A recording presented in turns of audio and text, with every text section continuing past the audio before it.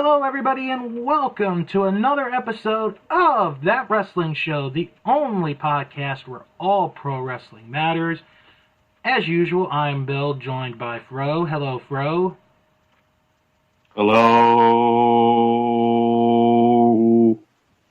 We have a fun week here in store because not only do we have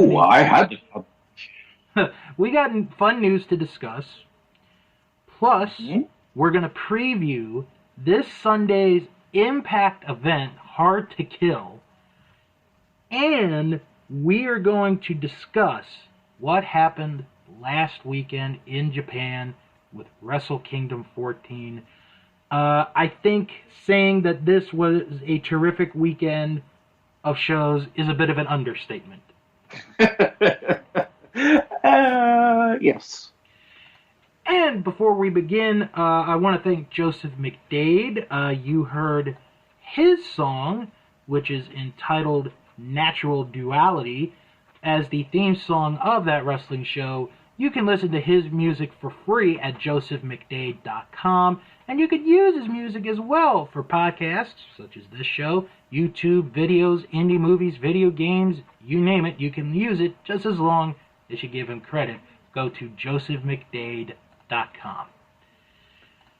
Alright, let's start on a fun note. And I mean a fun note. Because, ladies and gentlemen, it is coming back. What is it, you're wondering? Well, the WWE Ice Cream bars are coming back. Again. But they're not going to be ice cream bars. They're going to be cookie sandwiches. Okay, what's the difference? Well, okay, the difference is with the original ice cream bar, you had the vanilla ice cream, you had chocolate, and you had the two cookie parts, one on top, one on the bottom, and it was on a stick. This one is just a sandwich. It's got ice cream in the middle, and you got a top and a bottom. Okay. So Good Humor is going to be releasing these, and there were questions about, when are they going to come out, when it's going to be for sale, how much it's going to be. I honestly thought it probably would have come out sooner. I was thinking maybe if they're out now, I could try them on next week's show, but unfortunately I won't be able to do that. They will be available in April, and you can buy these cookie sandwiches not only at your local ice cream man truck, but also at your grocery store at what I think is a very good price, in the range of $3 to $5.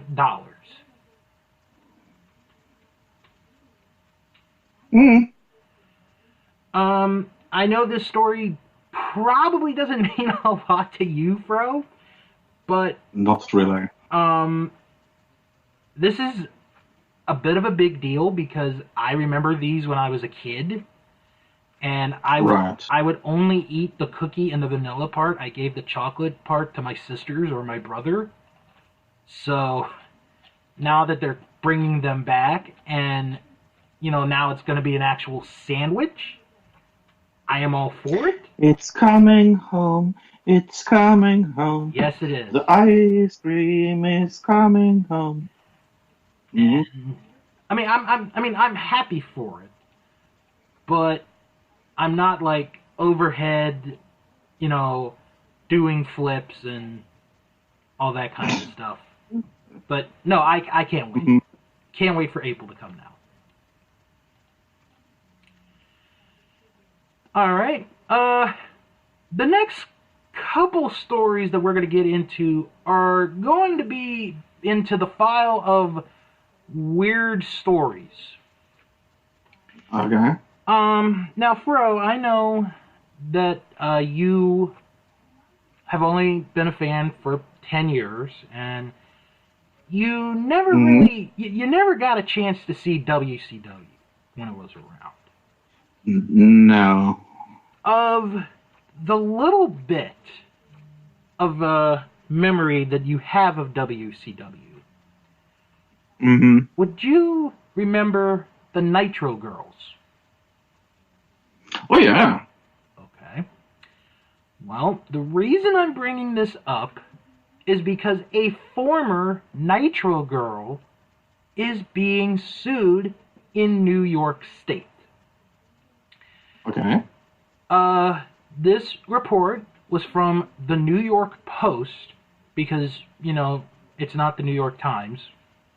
So I guess Donald Trump will allow the New York Post to exist. But anyway, Carmel Macklin, who some of you may remember as Nitro Girl Chameleon, which I actually don't. And no, I don't remember. Yeah, I don't remember Chameleon, but I do remember her as Miss Jones, the assistant to Ernest the Cat Miller, is among the defendants in a lawsuit from a teacher who claims that she was targeted by the Department of Education in New York in an attempt to run her out of her job due to her age being 54.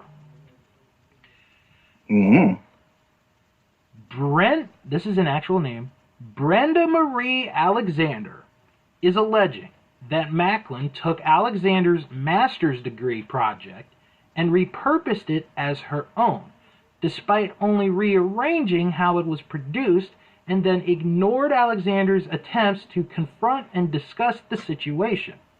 Alexander also claimed that Macklin was among the administrators who forced her to teach quote-unquote unmanageable classes sizes with as many as 40 students at a time.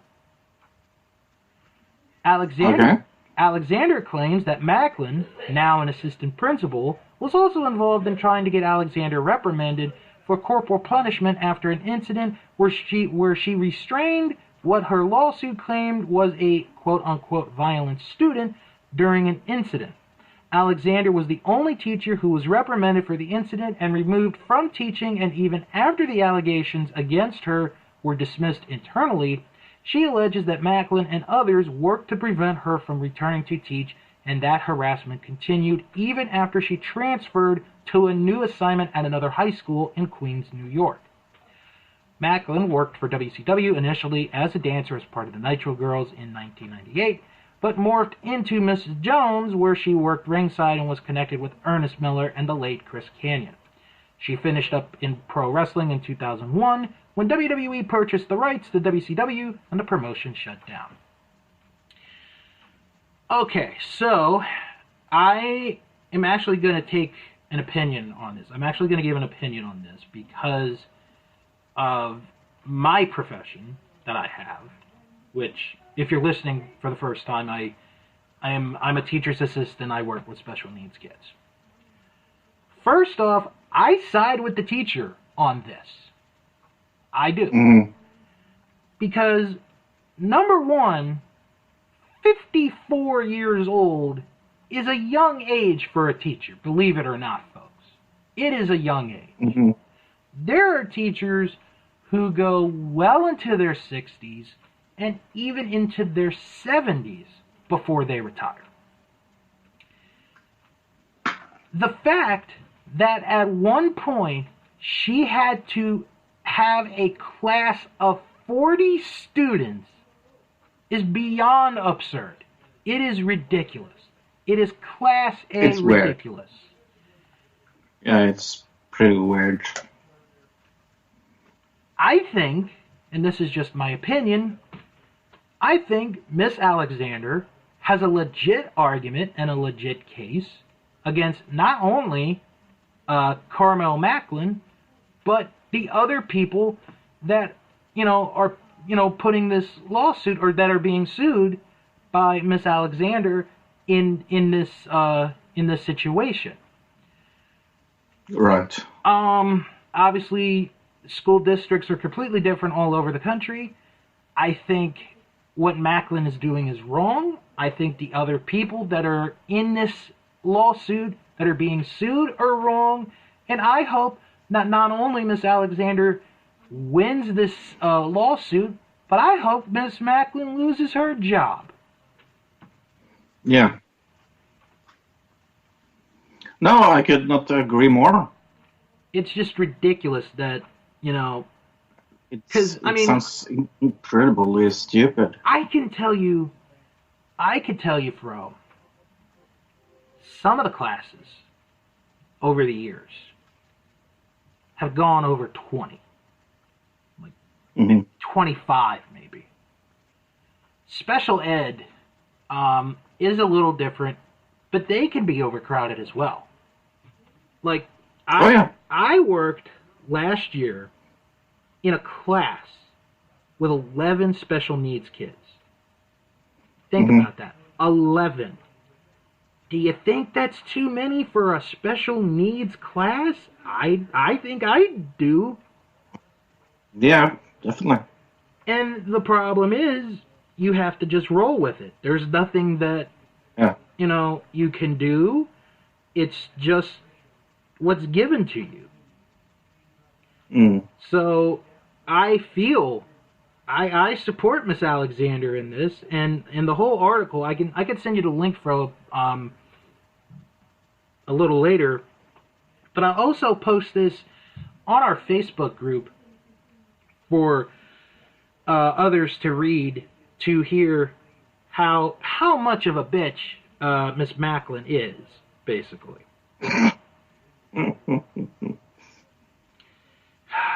It just drives me nuts, you know. It's an abuse of power.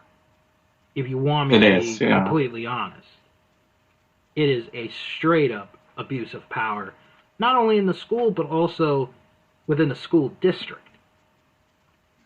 But don't you think it's pretty obvious she will win the lawsuit? Oh, I would hope so. Isn't it? I would hope. Yeah. If she doesn't, there's something wrong with the court system in New York. New York. All right, let's get into other news.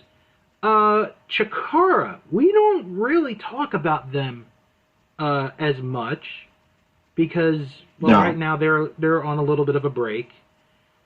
But they had a very, how can I put this?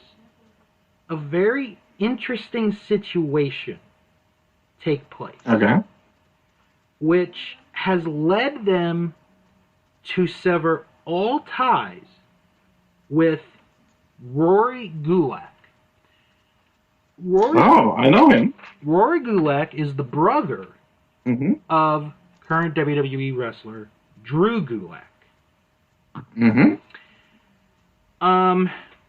I'm going to try to keep this as clean as I can. He's younger, right? No, Rory's actually the older brother, I believe. I don't know. Okay. Let me see real quick. I want to say Rory. I don't know. I thought Rory was younger, but Anyway, Drew Gulak is actually a very underrated wrestler. Oh God, yes. Oh my Lord, yes. Is he as good as his brother? Oh, Rory is the younger brother. Okay, you were right. I thought so. He's good. So. He wrestles differently, but I think Drew is the better. Okay. So Rory Gulak, like I said, he and Chikara severed all ties after allegations of misconduct came out. The accusations were not divulged, but the release announcement stressed that they take the safety of their fans, talent, and staff very seriously, meaning Chikara. Right. A fan named Jen Mint has come forward with her own personal account of Rory Gulak. In her candid account of interactions with Gulak, she detailed some weird experiences. She did not accuse him of sexual assault, but she did say He is a predator, period. Things got very dark as she continued to explain that Gulak also made comments about bestiality and having sex in front of children. Sounds like a swell guy. Okay. It sounds like we're having a new R. Kelly situation. More people seem to be coming forward with other stories about Drew or Rory Gulak. Jen Mintz stressed that her conversations with him were consensual, but she removed herself when things got out of hand. Chikara, they have been completely open into the entire investigation up to this point. Okay. So Chikara is like, hey, if you need help, we'll give you as much detail as we can. But some of the stuff that I've read from this lady, because she has posted these conversations, or let's just say they're not family friendly. Okay.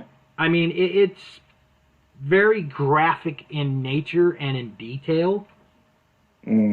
So I'm not gonna be I'm not gonna read them for the safety, for the sake of all of us. And if you want to look it up, folks, all I'm gonna say is go right ahead, but you're doing it at your own risk. All right, now one more interesting story. Do you remember a few weeks ago, before we went on our winter break, our winter vacation, I guess we can say. Right. We had discussed the story of BJ Whitmer and Kelly Klein basically announcing their divorce, or BJ did anyway. Right. And he had accused Kelly Klein of cheating. So, the Wrestling Observer newsletter is the one who has broken the story of who she cheated with. Okay.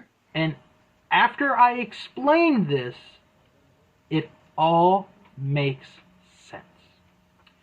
So, Fro, I want to take everyone back about 2.5, 3 months ago. Do you remember when Joey Mercury, Joey Matthews, whatever you want to call him, went on to Twitter and basically bashed Ring of Honor? I do. A lot of things. I do. And one of the things that he brought up was the treatment of Kelly Klein. And he mentioned the contract situation, with Kelly. Well, all signs point that it is Joey Mercury that Kelly Klein cheated with.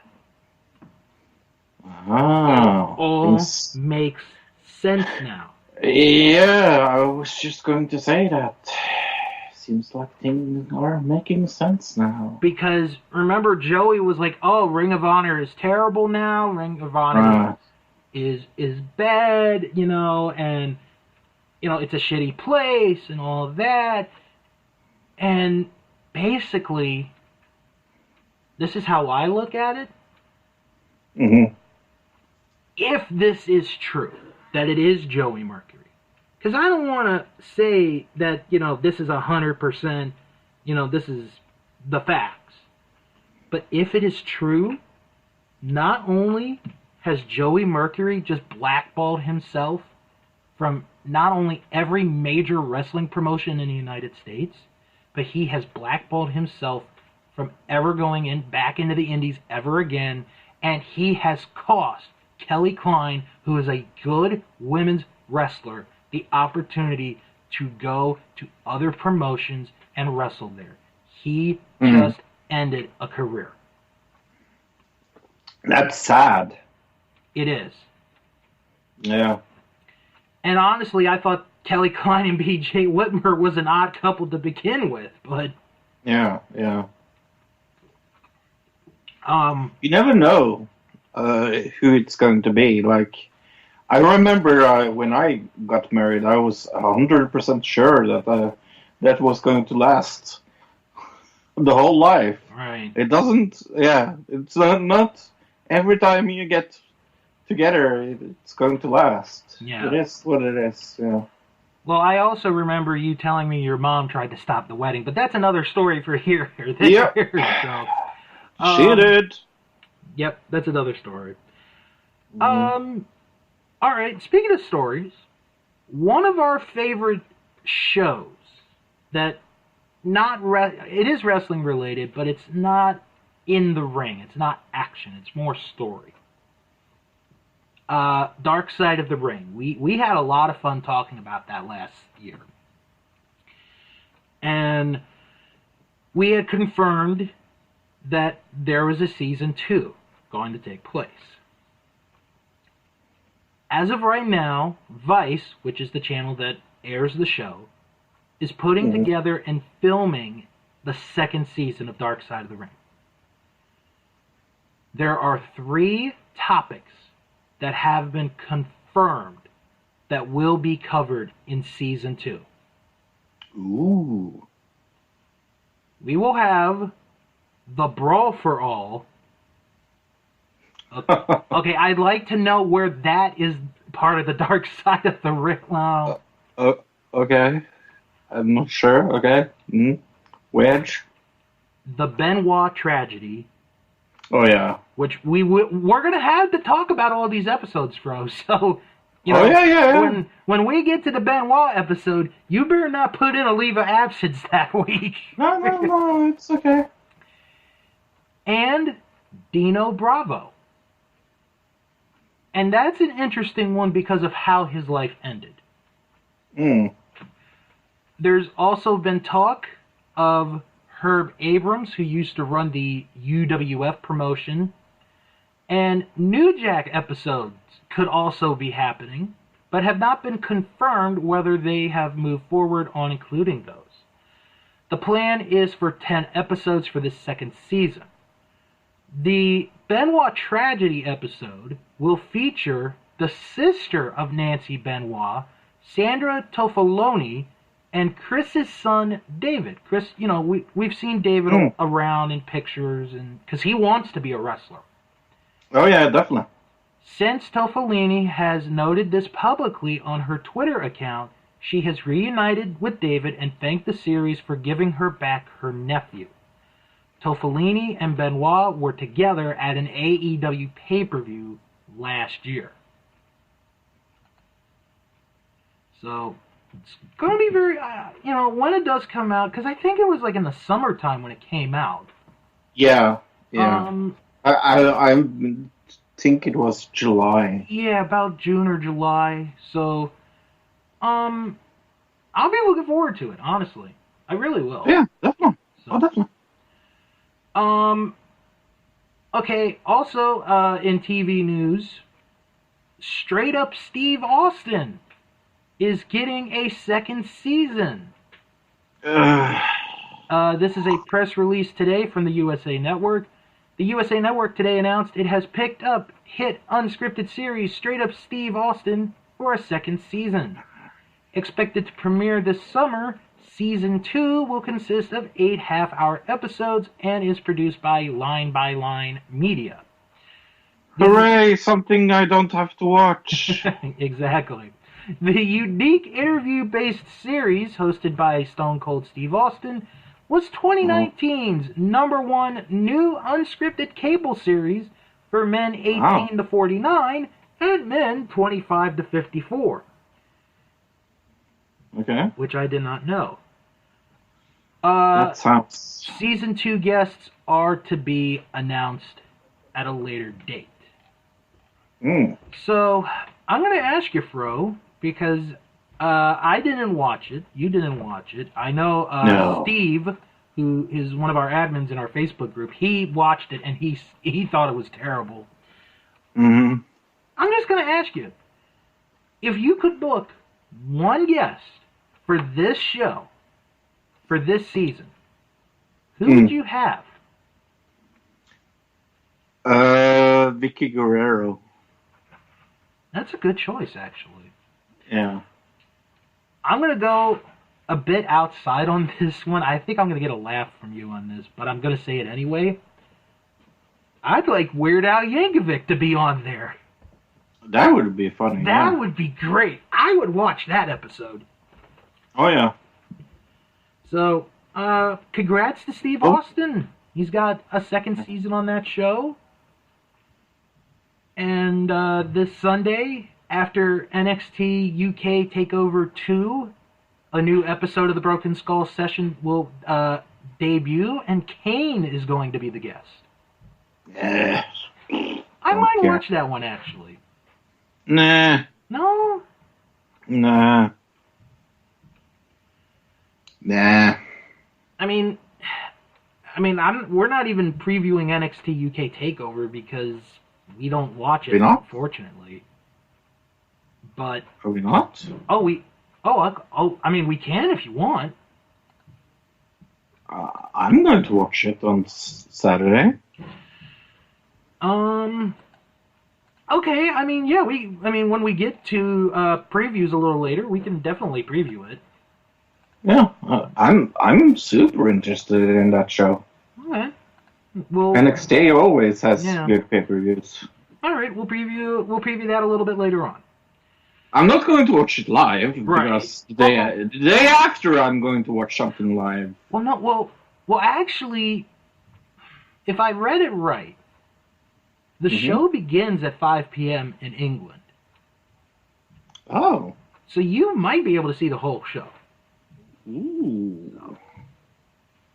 Nice. One more bit of news, and then we're going to talk about... Do you think that's live? Oh, yeah, that's going to be live.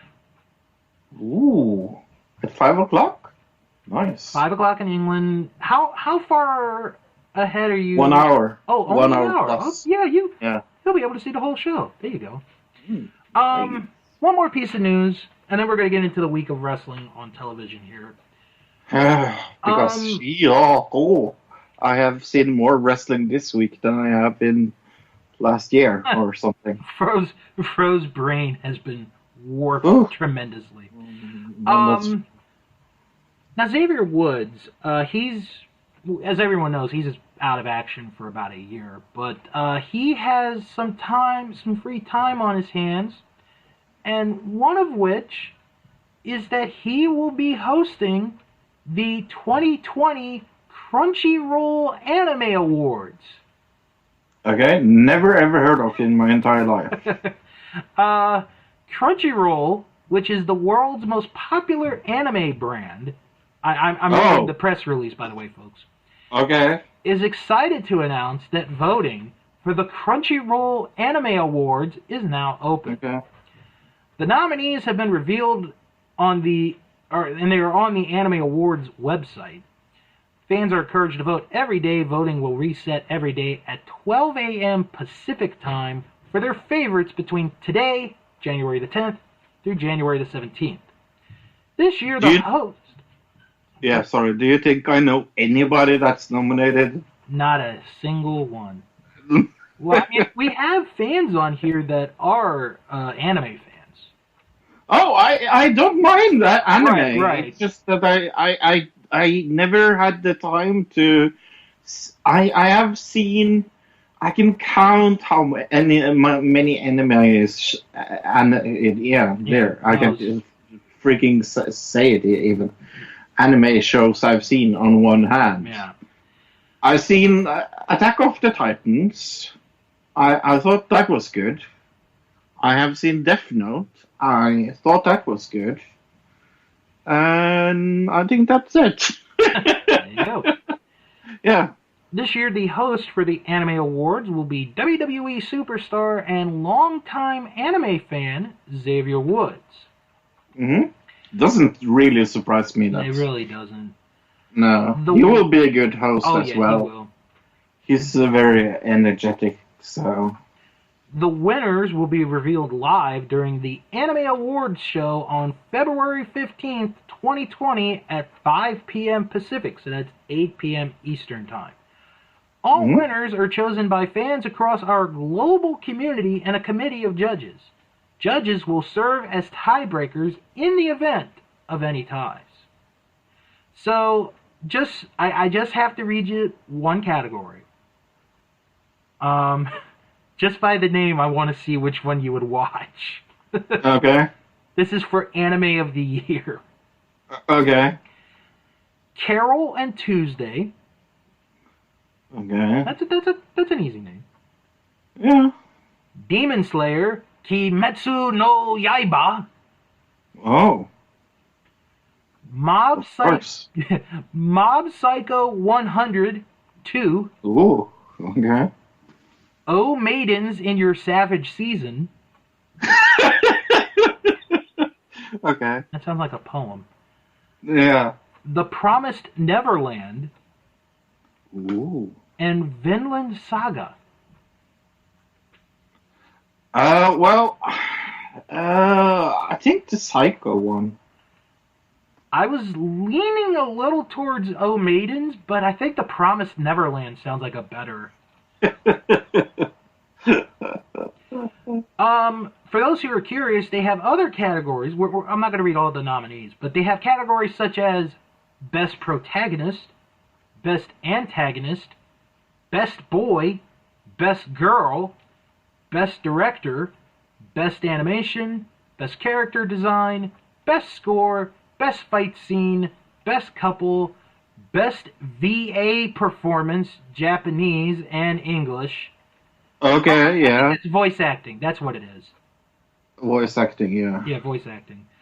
Best Comedy, Best Fantasy. Well, I have better fan. Anyway, Best Drama, Best Opening Sequence, Best Ending Sequence.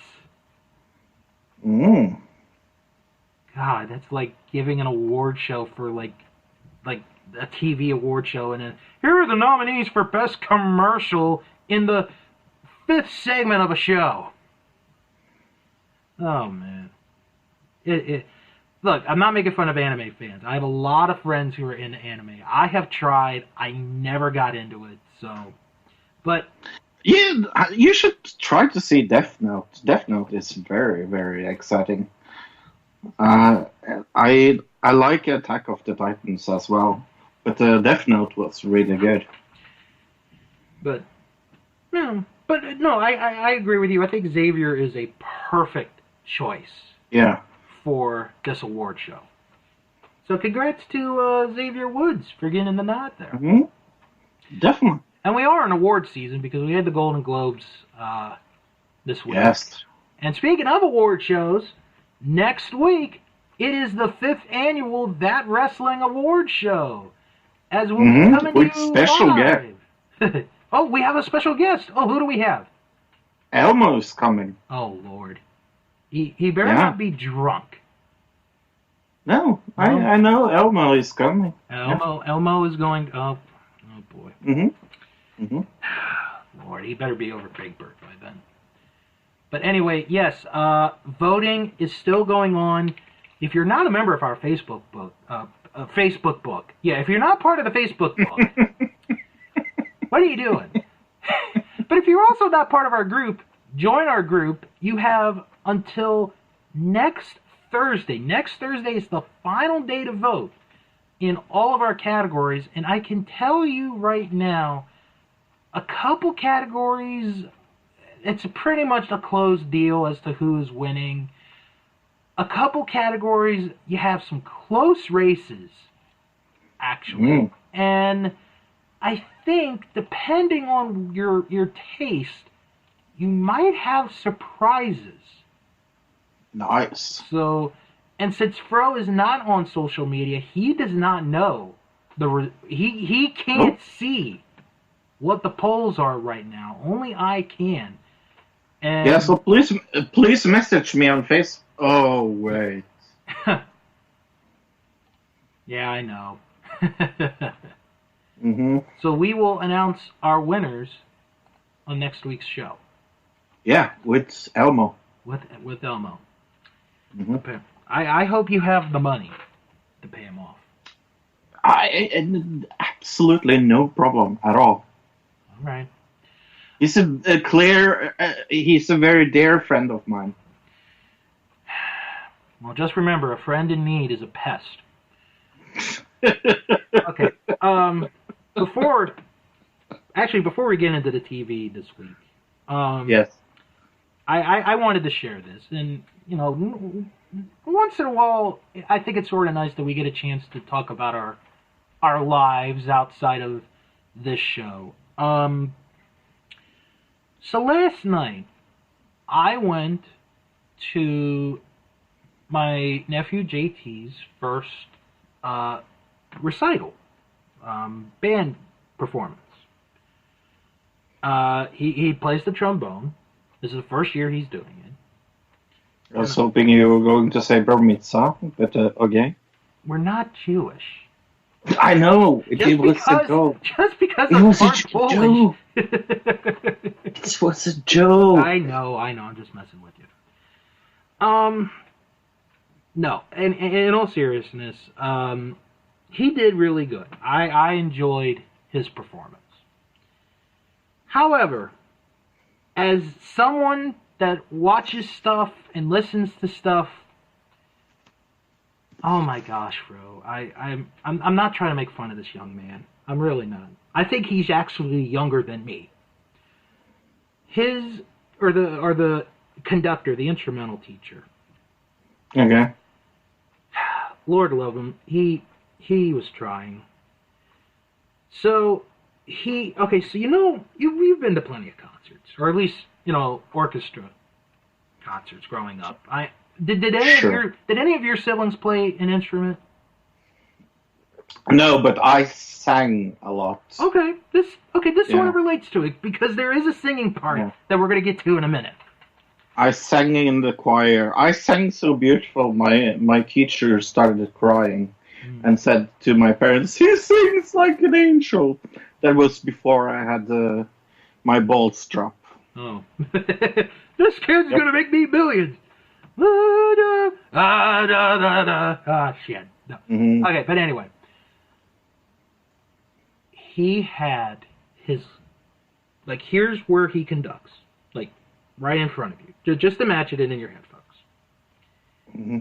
He has to walk to his computer to set up a song. And when he's ready, it's background music for the kids to play. Now, Fro, I never played an instrument, but I've been to concerts growing up. None of my siblings, none of my friends who played an instrument had freaking background music playing when they played a song for a concert. No, that seems a little strange. Oh my god.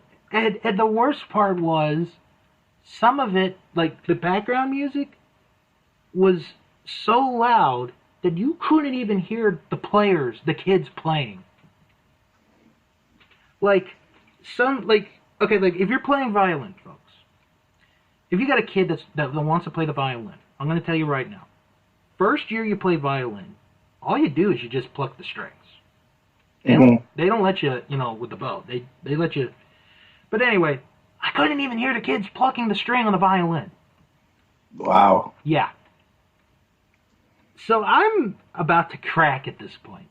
So I'm on Twitter, and I'm doing my best Bobby Heenan commentary with Our Vantage Point, the Retro Wrestling Podcast, which we'll plug a little later on. And they were polite. They let me have a few moments. And then they switched to the chorus. Fro, I kid you not, the music director, the choir leader, didn't have a voice. Because, JT came up to me and his dad, and he was like, Mrs. So-and-so doesn't have a voice. I'm like, what? And then she starts speaking. I'm sorry, ladies and gentlemen, I don't have a voice, so the kids are going to introduce the songs. I'm like, I just want to go. I just want to go at this point. And then, okay, so one of the songs was called Hot Chocolate. The only thing I had in my mind was Mark Henry as sexual chocolate. Yeah. And then the last song was called No School Tomorrow. So I'm like, oh, this isn't a bad little ditty. And then some kid towards the end is like, one more time. And I'm thinking to myself, no. But no, in all seriousness, I liked my nephew's performance. I thought it was fun, but oh my god, everything else was just bad.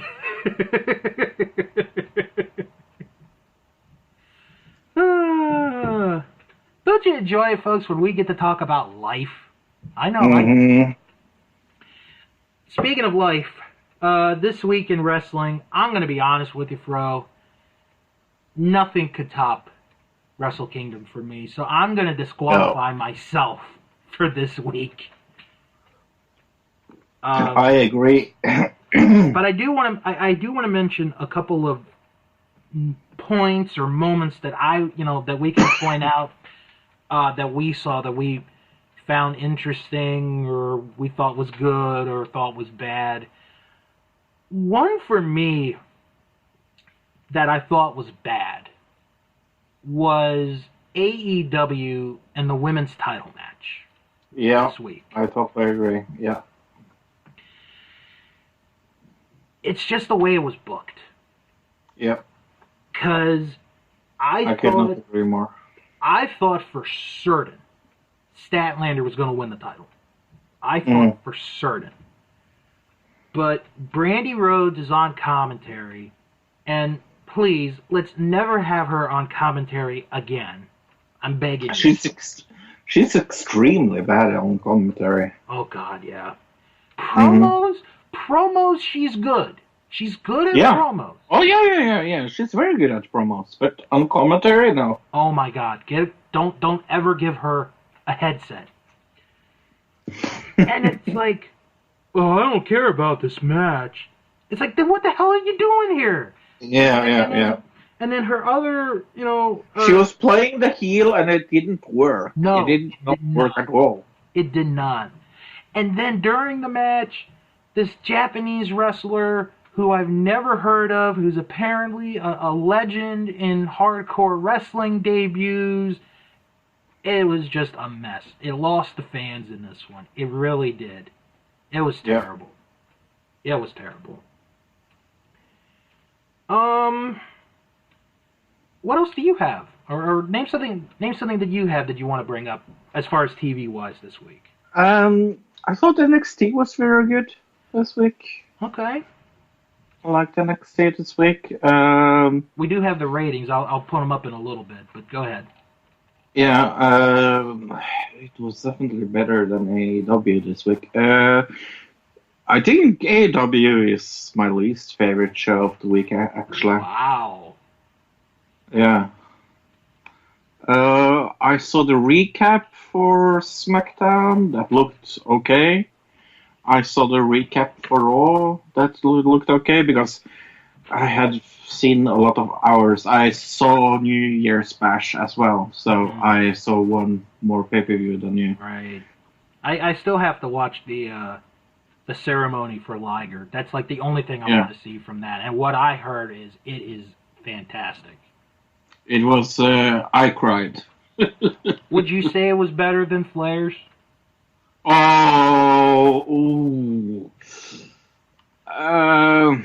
No, but I know Flair better than I know Liger. Yeah. But it's cool. I cried more for Flair because I knew him better. I gotta admit, because I know you said AEW was your least favorite this week. Mm-hmm. I really liked that last segment with Jon Moxley. I like it because it's like well, we know what's going to happen, but it's just going to come off good because of who it is, you know. Right. It wasn't the greatest thing, but it was fun. It was fun to watch. It was okay. I felt, well, with what happened in New Japan, I felt that it was very, like, obvious. Mm-hmm. Do you understand what I mean? With the booking they did in the New Japan show, I felt like I knew what was going to happen on AEW because of what happened there. So, with Raw, they had a funny moment on that show this week that was unplanned.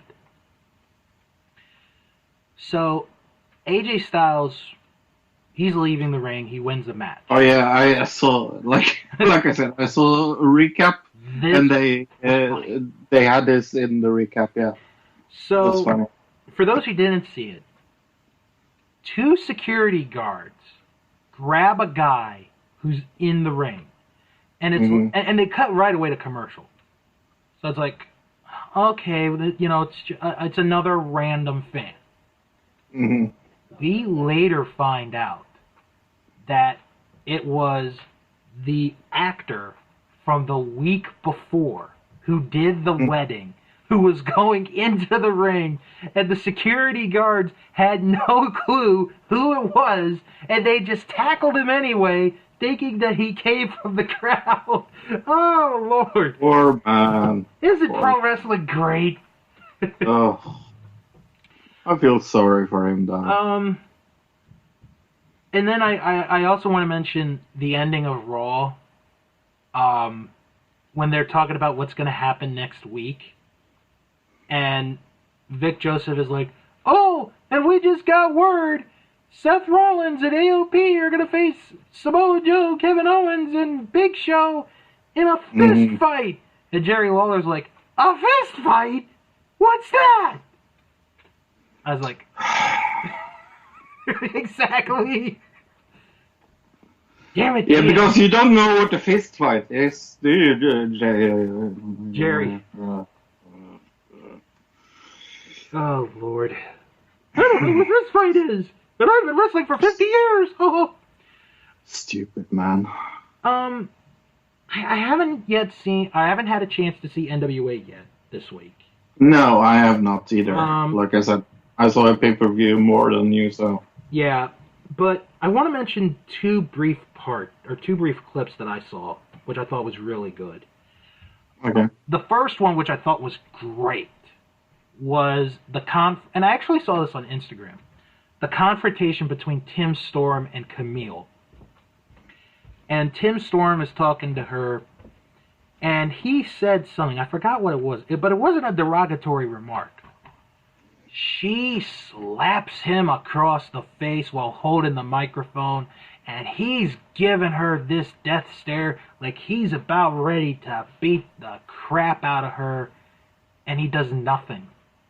And Camille just walks away as if she didn't do anything. And it was so good. Oh, it was That's so funny. good. It was good. That's funny. And then the other clip, and I actually worry about this call, because apparently during this show, there's going to be a 6-man tag match. And Aldis has a surprise partner. So the Rock and Roll Express come out and they're like, all right, we want to know, brother, who's the third man?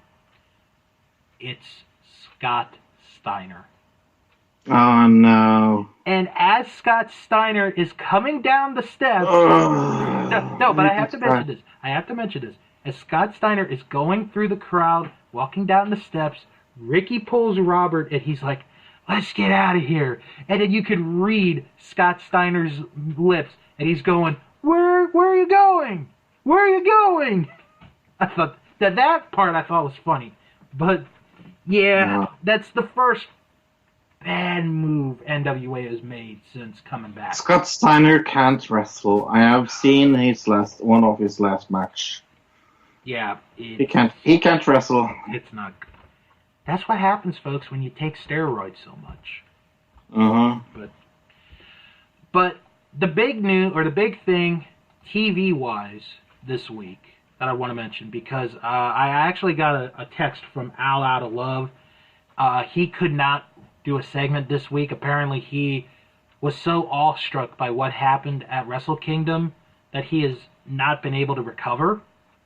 Oh, yeah. So, I guess we'll do sort of a mini Royal Rumble report right now. So Okay. I'm not playing the music this week, Fro, so you don't have to go like, I can't hear you. Don't worry. But anyway. It sounds like I'm John Cena. But anyway. I can't hear you. So, the big news is that Brock Lesnar is entering the Royal Rumble match. I know. And he is starting at number 1. Ooh. Now, Fro, I'm going to say this. When I heard this, I instantly thought to myself, there is no way this man is going to wrestle the entire match, which is going to be 50-plus minutes. There's no way. He runs out of energy after 5 minutes. And the sad thing is that he's probably going to win. You know, I actually don't think... At first I thought so, but then I was like, well, wait a minute. He could lose, and whoever eliminates him could be the guy that challenges him at WrestleMania. I guess so. And I actually have right now in front of me the current list of men that are in the Royal Rumble, because they have not updated the women's this week on the .com. So only Charlotte Flair is entering the women's Rumble match. Yeah, all alone. Yep, she's gonna wrestle herself for an hour. Yeah, for an hour. Best match of the year. Yeah, exactly. Yeah. I had a terrible joke about Charlotte Flair that I had to myself, but I cannot say it on this program. Oh, come on. No. Come on. No, you know what? I'll type it for you, but you better not. Because, you know, like Charlotte, she's had, you could tell she's had work on her. Some operations, yes, yeah.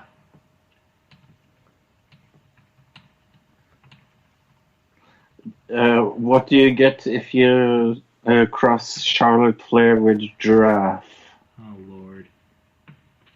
A gene-manipulated giraffe. Okay. There, I said it.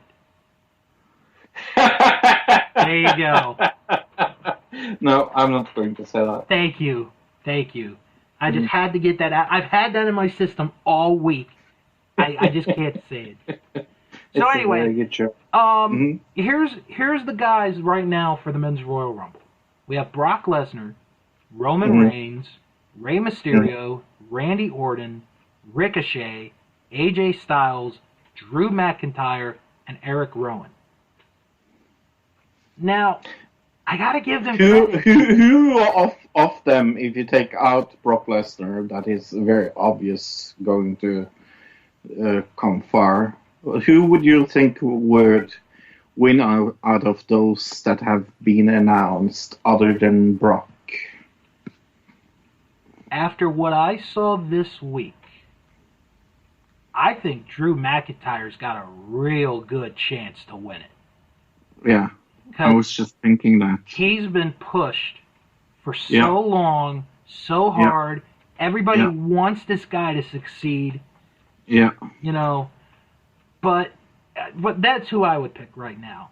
But if you take a look at that roster so far, Fro, those 8 men, 4 of them have won 5 Royal Rumbles combined. Yeah. That is a hell of a stat right there. It's a good Royal Rumble. I will give them that so far. And then you also got to think, is Seth Rollins going to be in that?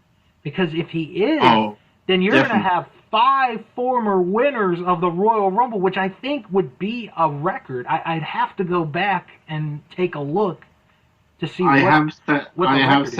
In a WrestleMania match, so he needs to be there. Yeah, I would like to know what the record is for the one Rumble with, the most former winners and, how many combined. Oh, yeah. It could be this one. It could be this one. Because right now you have 4 that have won a combined 5 Rumbles. Orton's won 2. Mm. And Roman Reigns has been like the runner-up like 4 or 5 times. So... absolutely. See, this is why I love these Royal Rumbles. I'm a nerd for stats like this. That's why you should listen to this show every week. Mm-hmm. But, all right, so do we want to get into previewing the 2 shows this weekend or talk about Wrestle Kingdom? No, we want to do Wrestle Kingdom first. All right, we're going to do Wrestle Kingdom. So... I have so many notes on my computer. So I want to mention real quick before we get into it. CBS Sports had their own coverage of this weekend. Really? They did. They didn't rate any of the matches, but they did a good article, and they gave the overall weekend an A+. Oh. Would you agree with that? Oh, yeah, definitely. Okay. ESPN did not cover this. Right. Because, they're ESPN. Yeah. So, we are going to review the matches. We're going to give our rating. And we're also going to give Meltzer's rating. Because Dave Meltzer was at this show. He was at Wrestle Kingdom. Yeah, I saw him. You did? I'm pretty sure I did. Okay. I believe you. I think I did. So, we're going to start with night 1. And we're going to talk about the dark match that we did not get to see. This was for the live crowd only. And this was the Stardom tag team match, the women's tag match. I am a little sad that they didn't show this. Yeah. I read about it and I was like, I know New Japan Wrestling never shows women, but yeah, I was super disappointed in this. I would have liked to have seen this because, like, when I got on, to watch the show, I was like, I wonder where this match is. Well, we didn't get it, or at least, in the video. But Maya Iwatani and Arisa Hoshiki defeated Hana Kimura and Giulia. Meltzer gave that 2.5 stars. So. Okay. Now to the other dark matches that did air. And we start with the Young Lions 8-man tag team match. It was the team of Clark Connors, Carl Fredericks, Alex Coughlin, and Toa Hanare against Yota Tsuji, Yuya Uemura, Toji Makabe, and Tomoaki Hanma. Yeah, this was a good start to the pay-per-view. I thought this was given perfectly amount of time. It felt like the audience wanted to see this match. I wasn't especially interested in this match, so I watched it with half an eye, but it wasn't a totally okay wrestling match with people I don't know. Yeah, I thought, it was a quick match. It was really a good way for not only the fans in the arena to, settle in if they had missed the first match. This was a good quick match. It only went 7.5 minutes here. That's the note I'm looking at. Hanare wins with a rock bottom on Tsuji. And with this match and the next match, I only gave it this grade because of what it was in the situation. It wasn't a bad match, but I did give it a D+. Yeah, me too. Okay. Meltzer gave this 2.5 stars. So the other dark match that we got was Satoshi Kojima and Hiroyoshi Tenzan against Yuji Nagata and Manabu Nakanishi. This obviously was not going to be the 5-star match of the night. I think we all knew that. This was another quick match. It was short. It was quick. I felt it was worse than the other one, though. I would agree with you on that. I thought this was given a little too little time. I didn't feel there was any build-up, any at all. We'll talk about that a little for another match that I really was angry that they didn't give any more time. Yeah. But this very felt like, it's here. It's just a match. So Kojima and Tenzan get the win.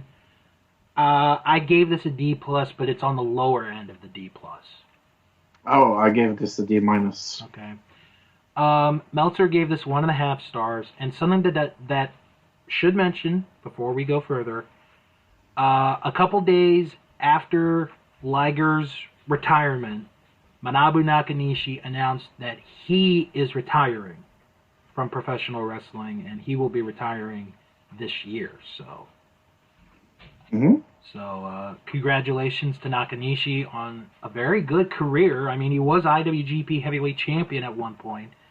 And a little tidbit, which I actually found surprising, for you fans that used to watch WCW back in the mid-90s before the NWO took over, he was Kurosawa, which I did not know. I always thought Kurosawa was just his name, and it ended up being Manabu Nakanishi. So, okay, now to the main show. We begin with the 8-man tag team match, retirement match number 1 of Jushin Thunder Liger. And I really liked how every single guy got their own entrance for this match. But I felt, and this is where maybe you and me will disagree, I felt that this match did not get the time that it should. Well, go ahead. I felt like the intros of this match took longer than the match itself, and I'm pretty sure that's not true. But it just felt very rushed, and it felt like if they want to send him out with a bang, I just felt like this was going. It wasn't given the time that I was thinking it should have gotten. How long was the match itself? 8 minutes 52 seconds. Yeah, that's not long enough. But I would say 15 minutes. But as you said, a lot of the time was given to the introductions. Yeah, but that's. It was Taguchi who ends up getting the pin on Liger to win the 8-man tag match. A very interesting ending. We both thought Liger was not going to lose, or at least I thought he wouldn't lose one of them. You said he would not lose either of them. Right. Liger loses this first one here. Yeah. A little surprised. Yep, me too. But for the presentation, I'm going to give this a C+. I gave this a D+. Okay. All right. Meltzer rated as 2 3/4 stars. Then we had, are you ready, folks? Another 8-man tag team match.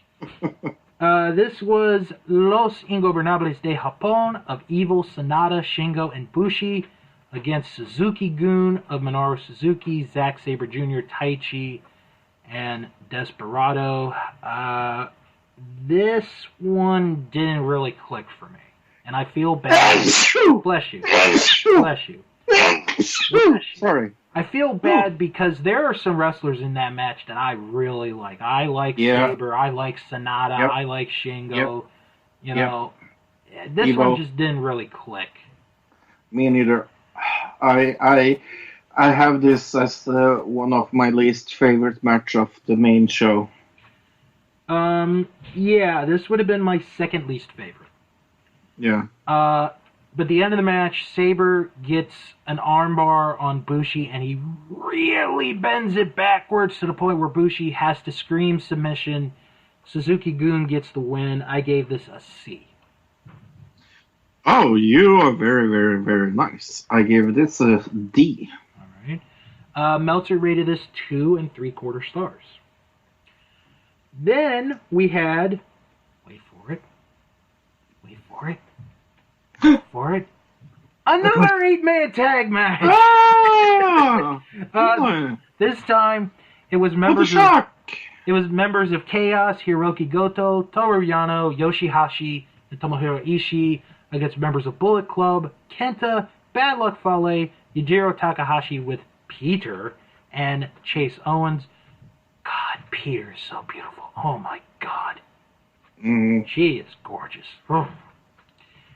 I actually like the beginning of this match. Yano wants to start the match for the team, and they're like, okay, yeah, go right ahead. And then he turns around, it's Bad Luck Fale, and he's like, crap.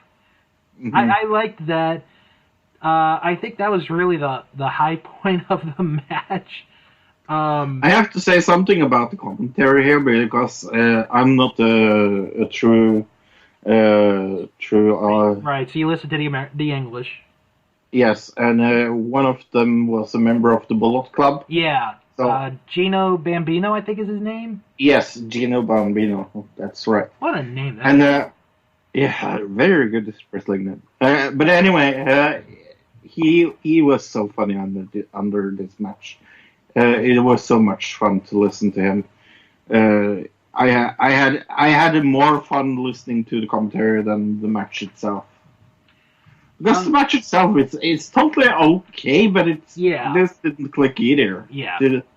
This didn't click either, but it was better than the last one. Goto pinned Takahashi to win the match. I gave this a C+. I gave this a C-. Meltzer gave this 2.5 stars.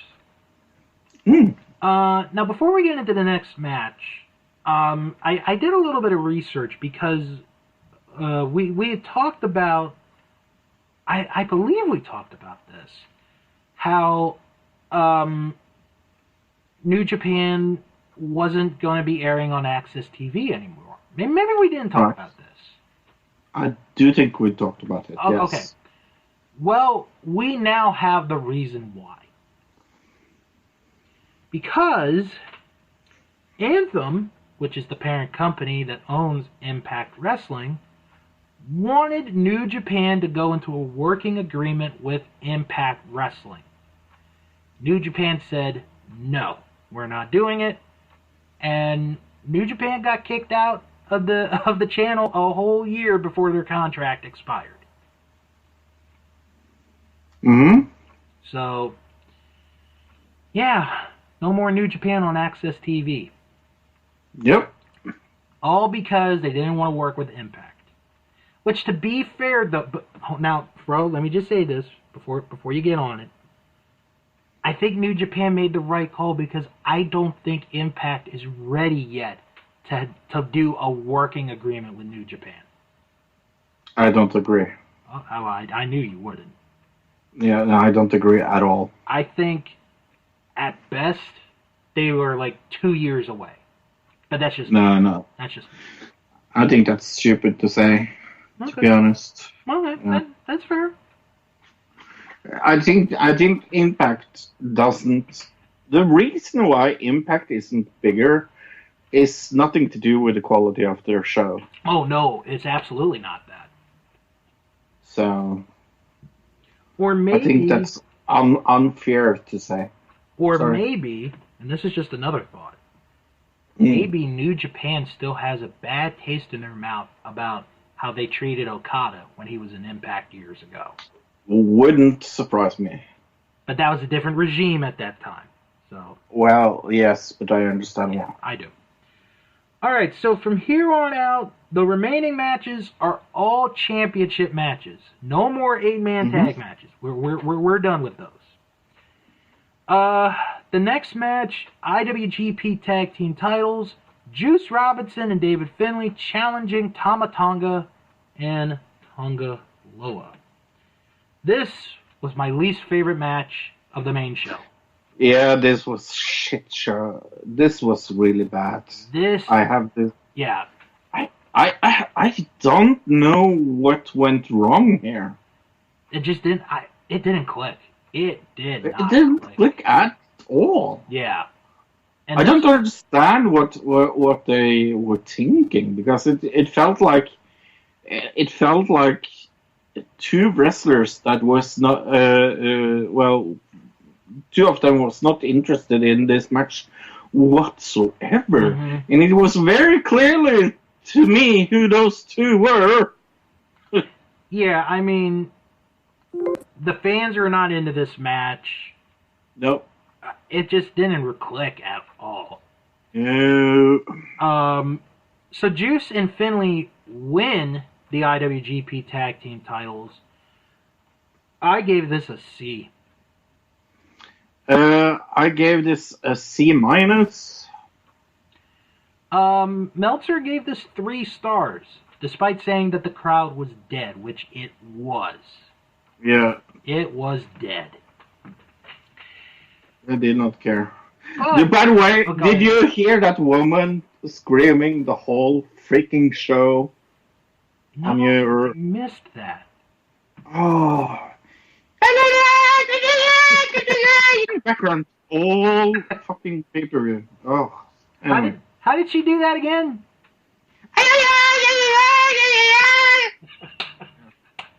Yep. Oh God. That might have to. Oh Lord. That might be our new theme song, folks. Mm-hmm. Welcome to that wrestling show. All right, but seriously, next match, IWGP United States title on the line in a Texas Death Match. The challenger Jon Moxley versus the champion Lance Archer. Oh, this was so good. A bit of a slow start, but once it picks up, boy, it picks up. This match. Woo! Oh. A lot of good, it's what a Texas Death Match is. It is a fight. Right. It's a fist fight. What's a fist fight? Shut up, King. But yeah, no, this was so good. This was. I did not think this was going to be as good, and I was definitely not thinking it was going to get this much time. This got entertaining, and Whew. I really enjoyed the ending of the match, because I think maybe it's Moxley's best match I have ever seen. Ooh, that's saying something. Mm-hmm. Moxley hits the paradigm shift through 2 tables onto Archer. So good. Moxley gets in the ring. Archer is counted out. Moxley wins the U.S. title. And when you see Archer getting up, he has blood all over his arm. Yep. A nasty sight. I enjoyed it. I gave this a B. I gave this, hold your horse, an A++. Wow. Mm-hmm. Meltzer gave this 3.5 stars. Meltzer, you're wrong. Now. 3.5 stars? 3.5. Wow. Out of 5? Mm-hmm. That's really low. Now, before we get into what we're going to get to, for those who have not seen at least night 1, every single person said the last 3 matches were the best part of the show. Yep. Bro said it to me. A friend of mine who was able to watch it via Amazon Fire said the same thing to me. So I was like, okay, I have high expectations for these last 3 matches. Yep. So first match, Hiromu Spoiler alert. Yeah, really. I will I will break my A++. Hiromu Takahashi challenging Will Ospreay for the junior heavyweight title. Oh, this was so good. Good Lord Almighty. This Woo! was 25 minutes of nonstop fun action from beginning to end. There were spots that I've never seen before that both these guys hit. It was fantastic. They had the crowd basically from the moment in their palms. Yeah. Yes, they had them in the palm of their hands, beginning to end. It was a fantastic match.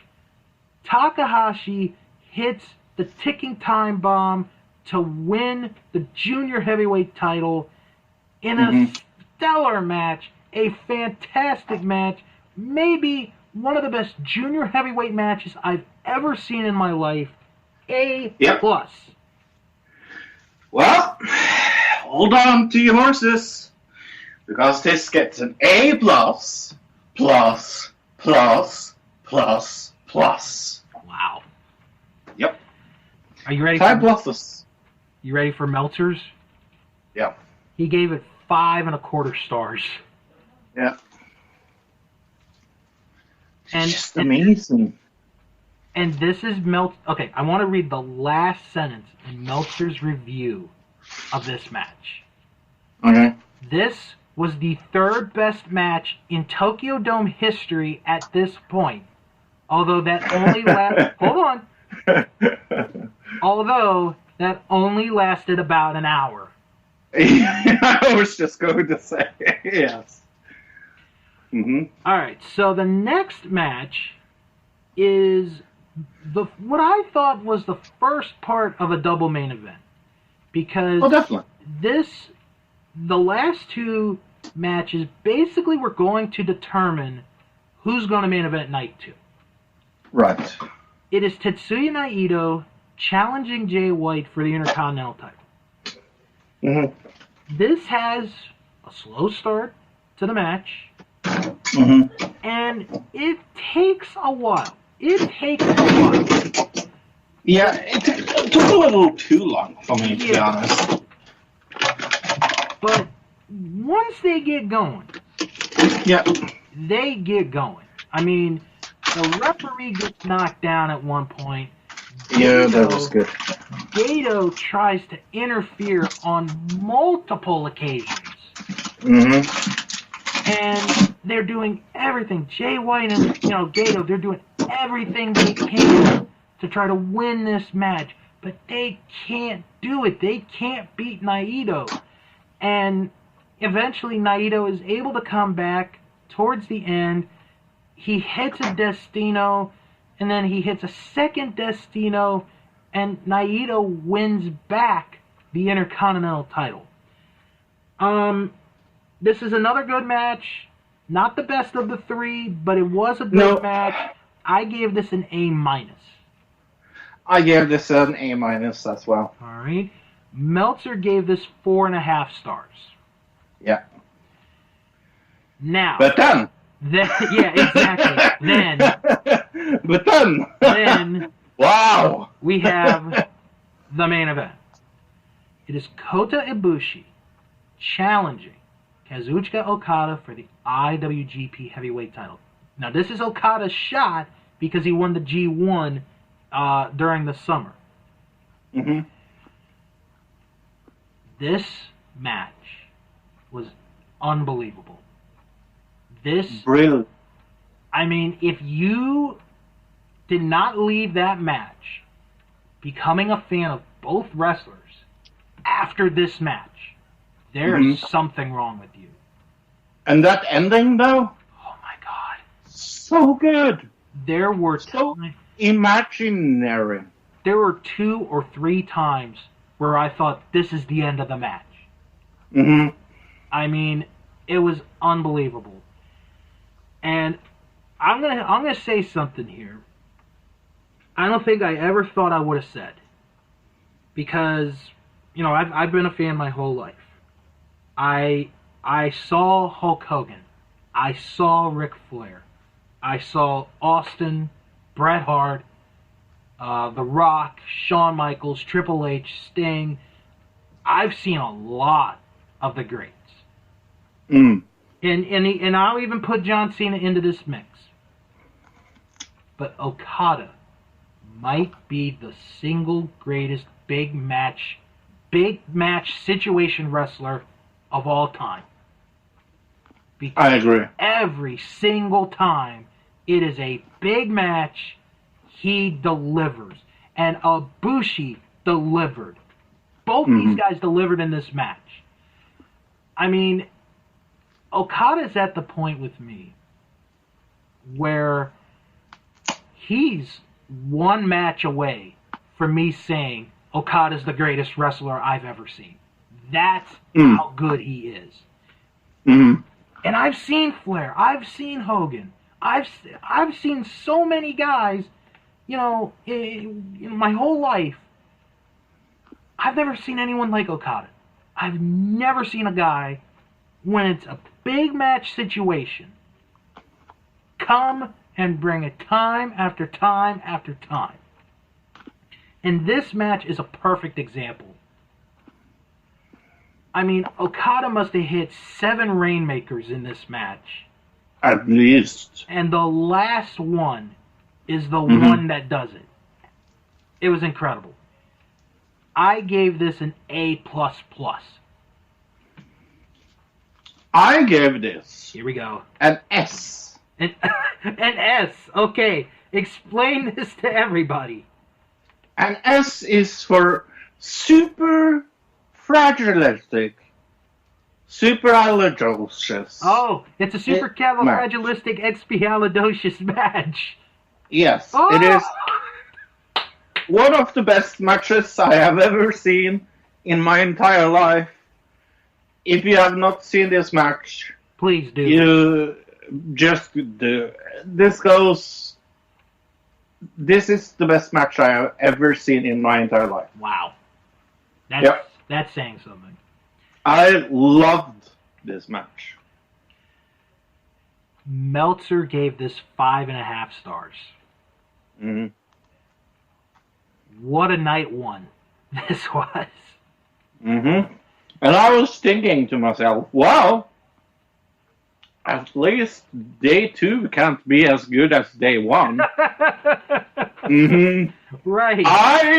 I was thinking, okay, they showcase the best they have on night 1. Okay, cool. Yeah, night 2, how's he going to top it? No, they can't top that. I mean, I've seen night 2. Did I think they could top it? No. Well, let's see. So we Did you? have. I honestly, night 1 was so good. Yeah, night 2 wasn't that good. Spoiler alert. So night 2 begins with a dark match, which is the gauntlet for the never open weight 6-man tag team titles. So we're just going to go by, I guess, how it starts and who got eliminated and who went in next, just to go on time here. Mm-hmm. So the first match in this series is Chaos against Bullet Club again. Mm-hmm. This is Tomohiro Ishii, Yoshihashi, and Robbie Eagles against Chase Owens, Yujiro Takahashi, and Bad Luck Fale. Chaos beats Bullet Club. So Chaos advances to the next match. They face Desperado, Yoshinobu Kanemaru, and Taichi from Suzuki-gun.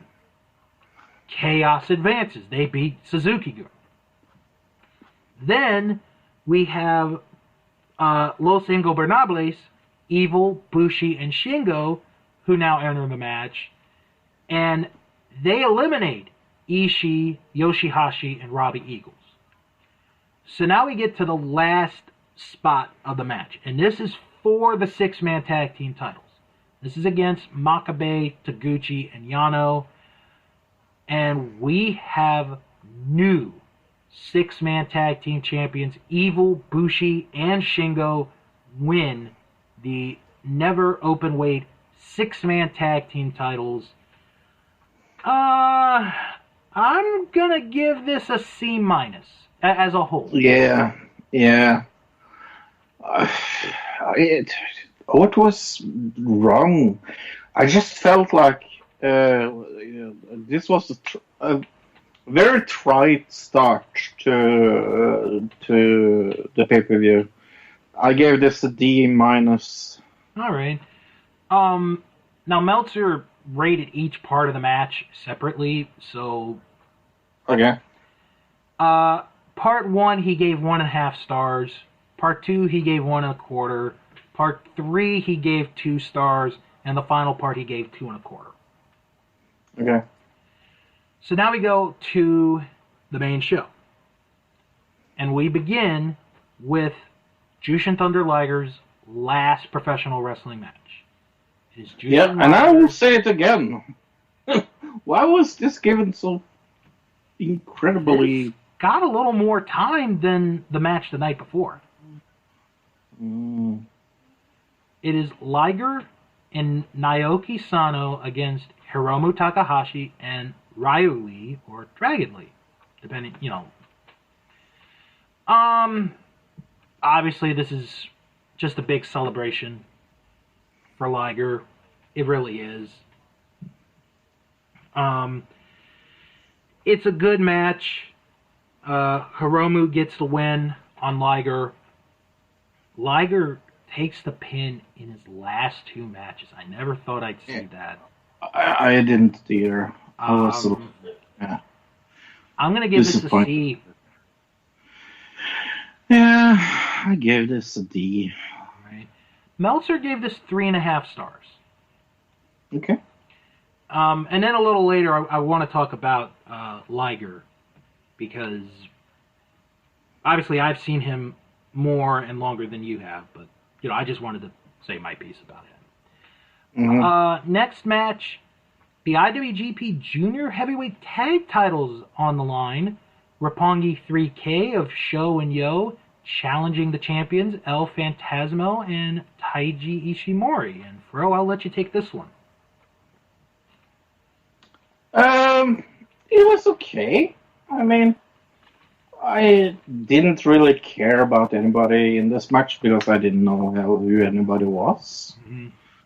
But I gave this C minus. All right. Sho and Yo are a very good tag team. They've come a long way from when they were in Ring of Honor as the Tempura Boys. For those that remember the Tempura Boys. This was a decent match. I think the right team went over in this one. Oh, yeah. Sho and Yo win the belts back. I'm going to give this a C. Okay. Meltzer gave this 3.5 stars. Next match was for the British heavyweight title. Sonata challenging Zack Sabre Jr. I thought this was going to be one of the dark contenders of Match of the Night. And I think that's why I was disappointed in it. Okay. Because I love both of those wrestlers. I have seen them wrestle amazing. And for me, this did not click at all. All right. Probably a little bit different thought on this one here. I thought we saw a good match between the two. Okay. So, sometimes you have energy from one day and it all goes away, and then you get to the next day and it doesn't really come with you. Right. But Zack Saber's such a good wrestler, and Sonata is a good wrestler. Yeah. I mean, these are two guys that I see within a few years being on top of the world in wrestling. I agree.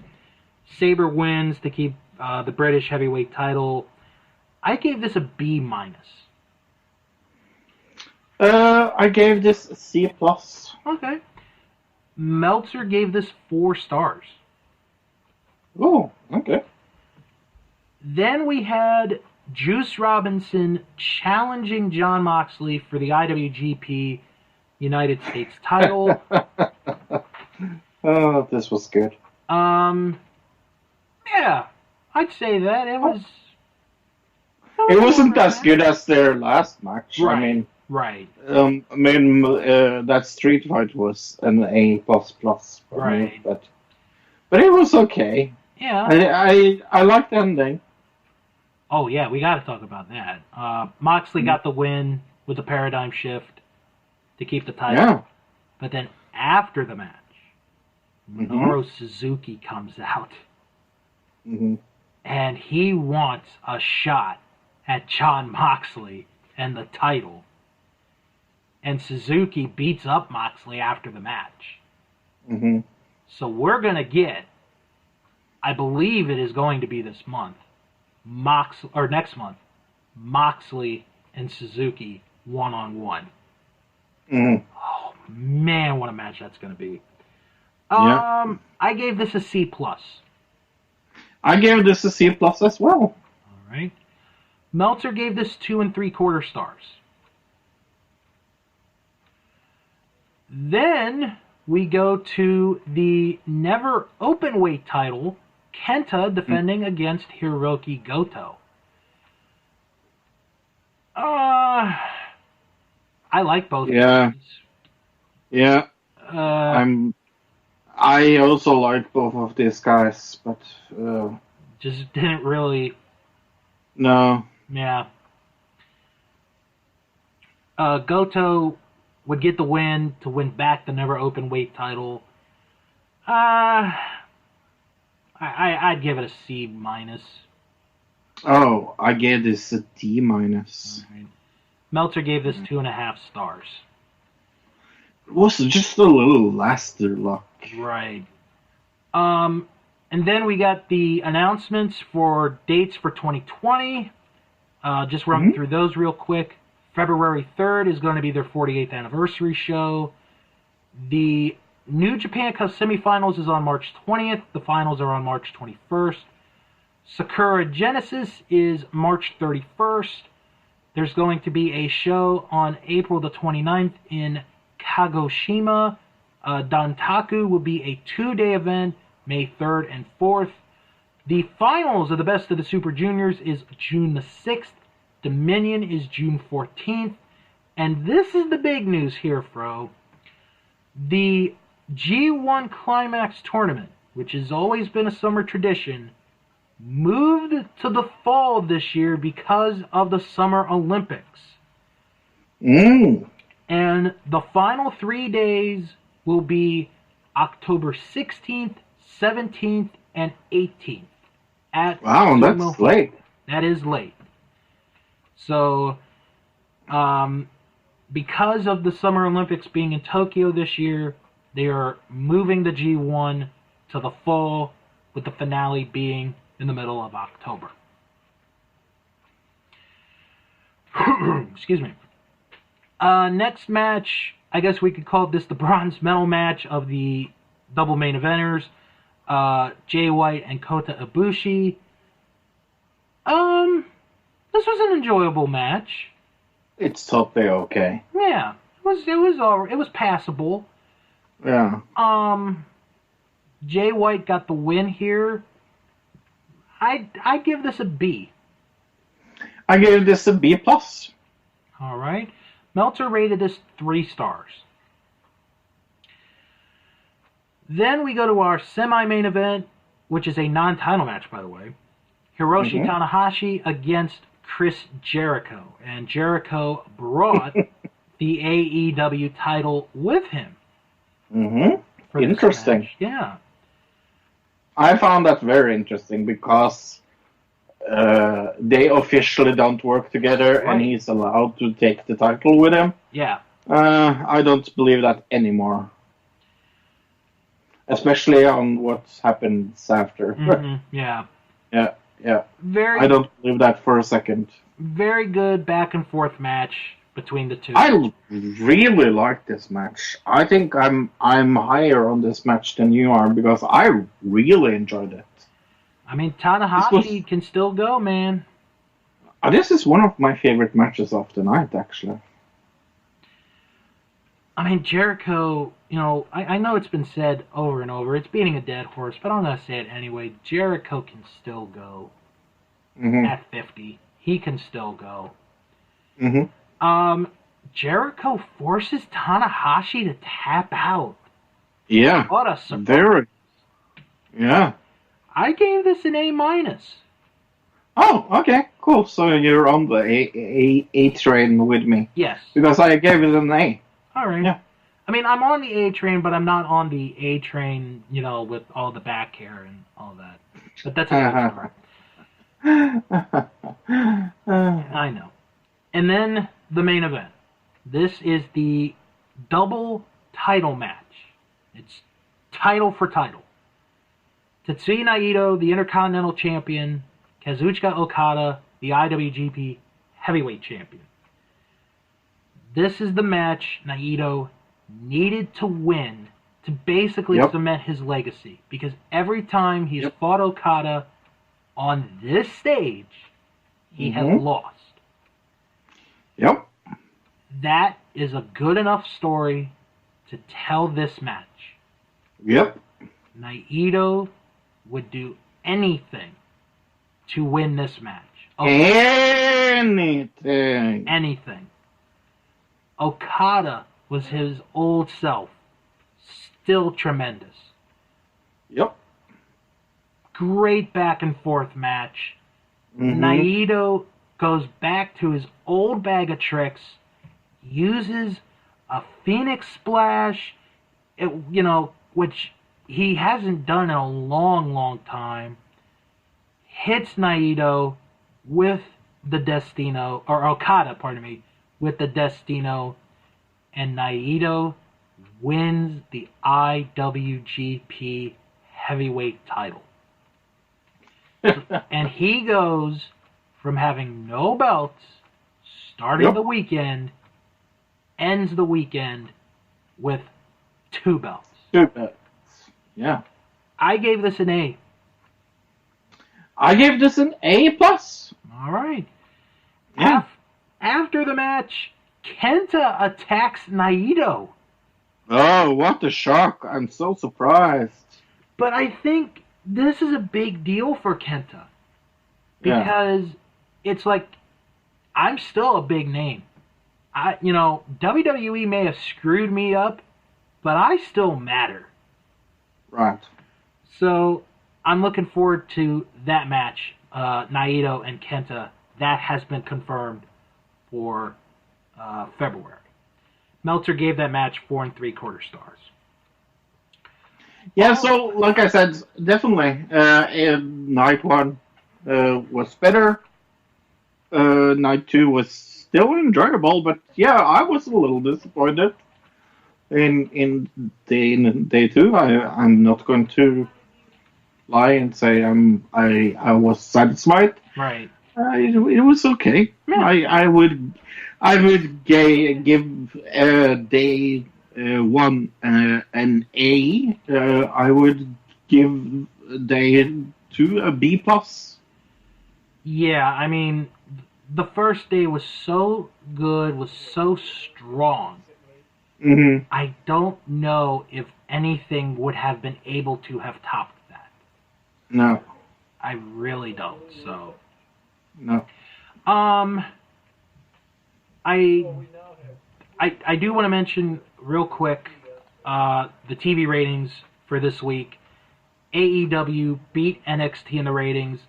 AEW had 947,000. NXT had 721,000. So, I think the New Japan show helped them, to be honest. Oh man, that New Japan was like I said, that first night was so good. I mean, it couldn't be topped. It really could not. Nope. I hope, for just the sake of hoping, that this was a one-time thing, that Yeah. they don't do this again. And I agree. And if they do it again, make it once in a while. Right. Don't make it every year or every other year. Just make it No, every because- once in a while. The thing is, like, it kind of worked, but I felt like they spoiled themselves with day one, and kind of didn't like if we say day one was the run up, you don't let the run up be better than the finale. Yeah. And I felt like the run up was definitely better than the finale. So if you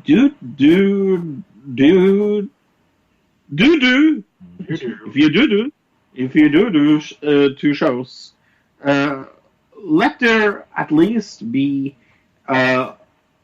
maybe a day between them, or something like that. Yeah.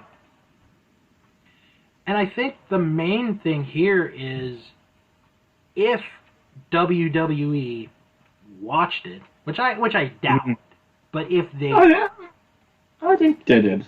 But if they did, I hope they learn not to do WrestleMania for 2 days. Right. So,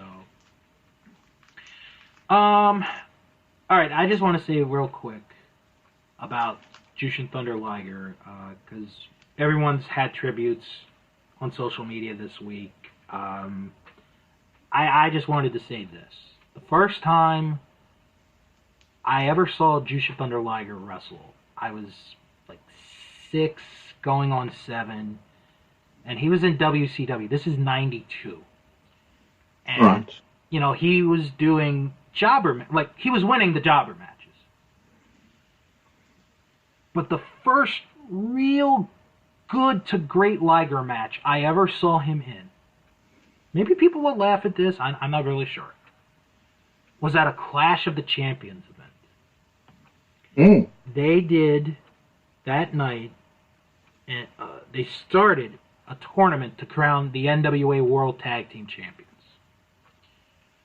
So the match is Jushin Thunder Liger teaming up with Brian Pillman, the late great Brian Pillman. This was when he was Flying Brian, against the team of Beef Wellington and Chris Benoit.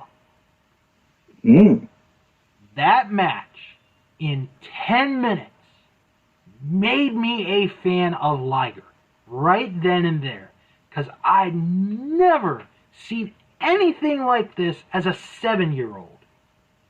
Because all you're used to is what's on WWF and WCW. I've never seen a moonsault before. I never saw a guy dive through the ropes like Liger did. He was amazing. You know? It was like, oh my God, this guy's incredible. And then when he would come back to wrestle in the U.S. when WCW was around, you know, they treated him very well. You know, he did not lose a lot of matches. You know, and I think the most famous match that he had the entire time that he was in WCW, and this is a match I recommend everyone check out, is him and Flying Brian from Super Brawl 2. It is the opening match of that show. It is an almost 20-minute match, and they tear the house down. It is basically to the point that the rest of the matches could not match up to what Liger and Pillman did that night. So then in 2004, it's my first year of college, and I'm going to New York. I'm going to New York City. And a few weeks after I bought my tickets, I find out Liger's coming to the U.S. And I'm like, oh! You know, I was going to miss out on Liger, you know, being back in the U.S.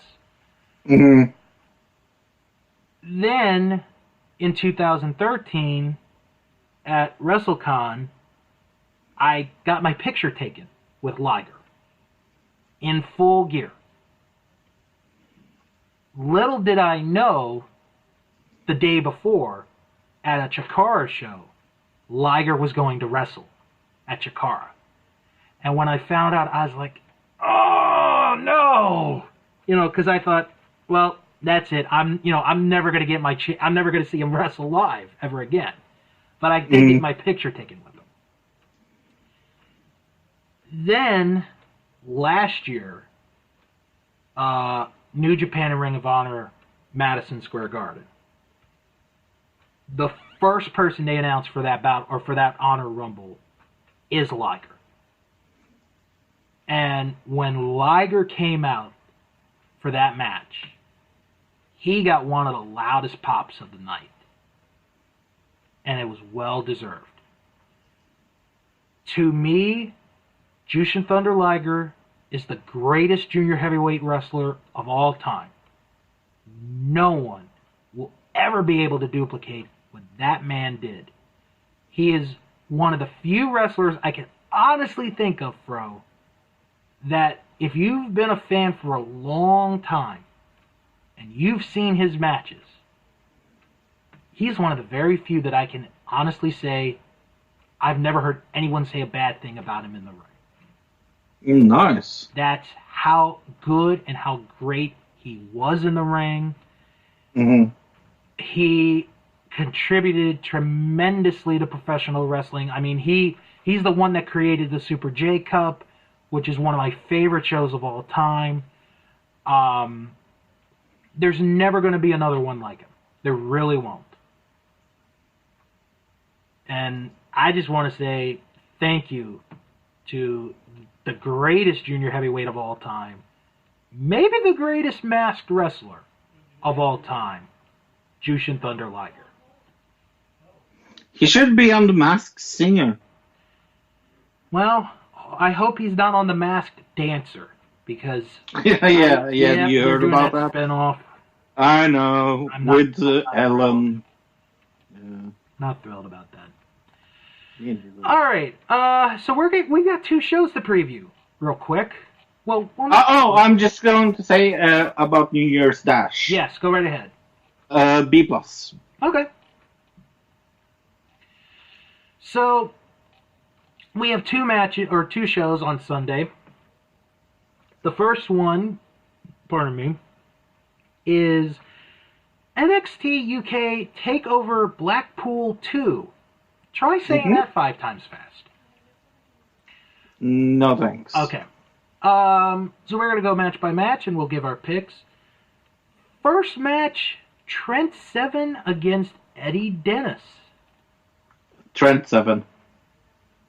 Ooh. I'm going to go and say Eddie Dennis to be different on this one. Okay. Next match is a 4-team ladder match for the NXT UK Tag Team titles. The champions, Mark Coffey and Wolfgang, will defend against Marcel Barthel and Fabian Aichner of Imperium, the Grizzled Young Veterans, and Mark Andrews and Flash Morgan Webster.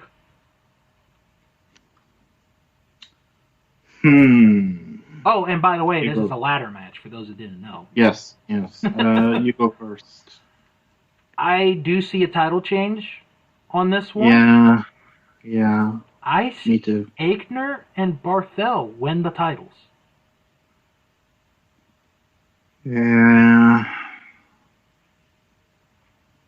Yeah, I can't really... Yeah, I agree. Alright, so we're going with the same team. Yep. Next match, Tyler Bate against Jordan Devlin. This is going to be a fun match to watch. Oh, yeah. I'm going Tyler Bate. Okay. Tyler Bate is so good. I mean... I like both of them. Yeah, they're both good.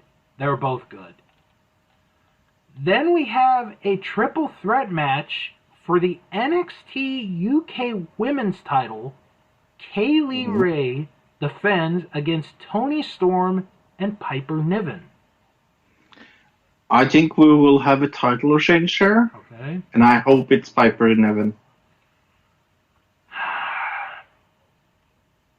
This is tough because I could see Storm winning the belt back, but I could also see Niven winning the title. Yeah. But at the same time, I could see Kaylee Ray holding on to it. Oh, definitely. And I think that's what's going to happen. I think Kaylee Ray's going to retain the title. I don't mind that, by the way. Right. She's been a good woman, Champion. but she had it for a while. We'll have to wait and see. Yep. And then the main event for the United Kingdom Championship. The champion, Walter, defends against Joe Coffey. Very easy pick for me, Walter. I think this is a very easy pick as well. I am also going with Walter to retain the title. There's no way he's losing before WrestleMania. Sorry, Joe. It's just not your day. No, and he's not losing before WrestleMania. Yeah. I have him actually in a WrestleMania match. Would you care to tell us who you have him facing? No. Oh, okay. You're going to leave us a surprise. Okay.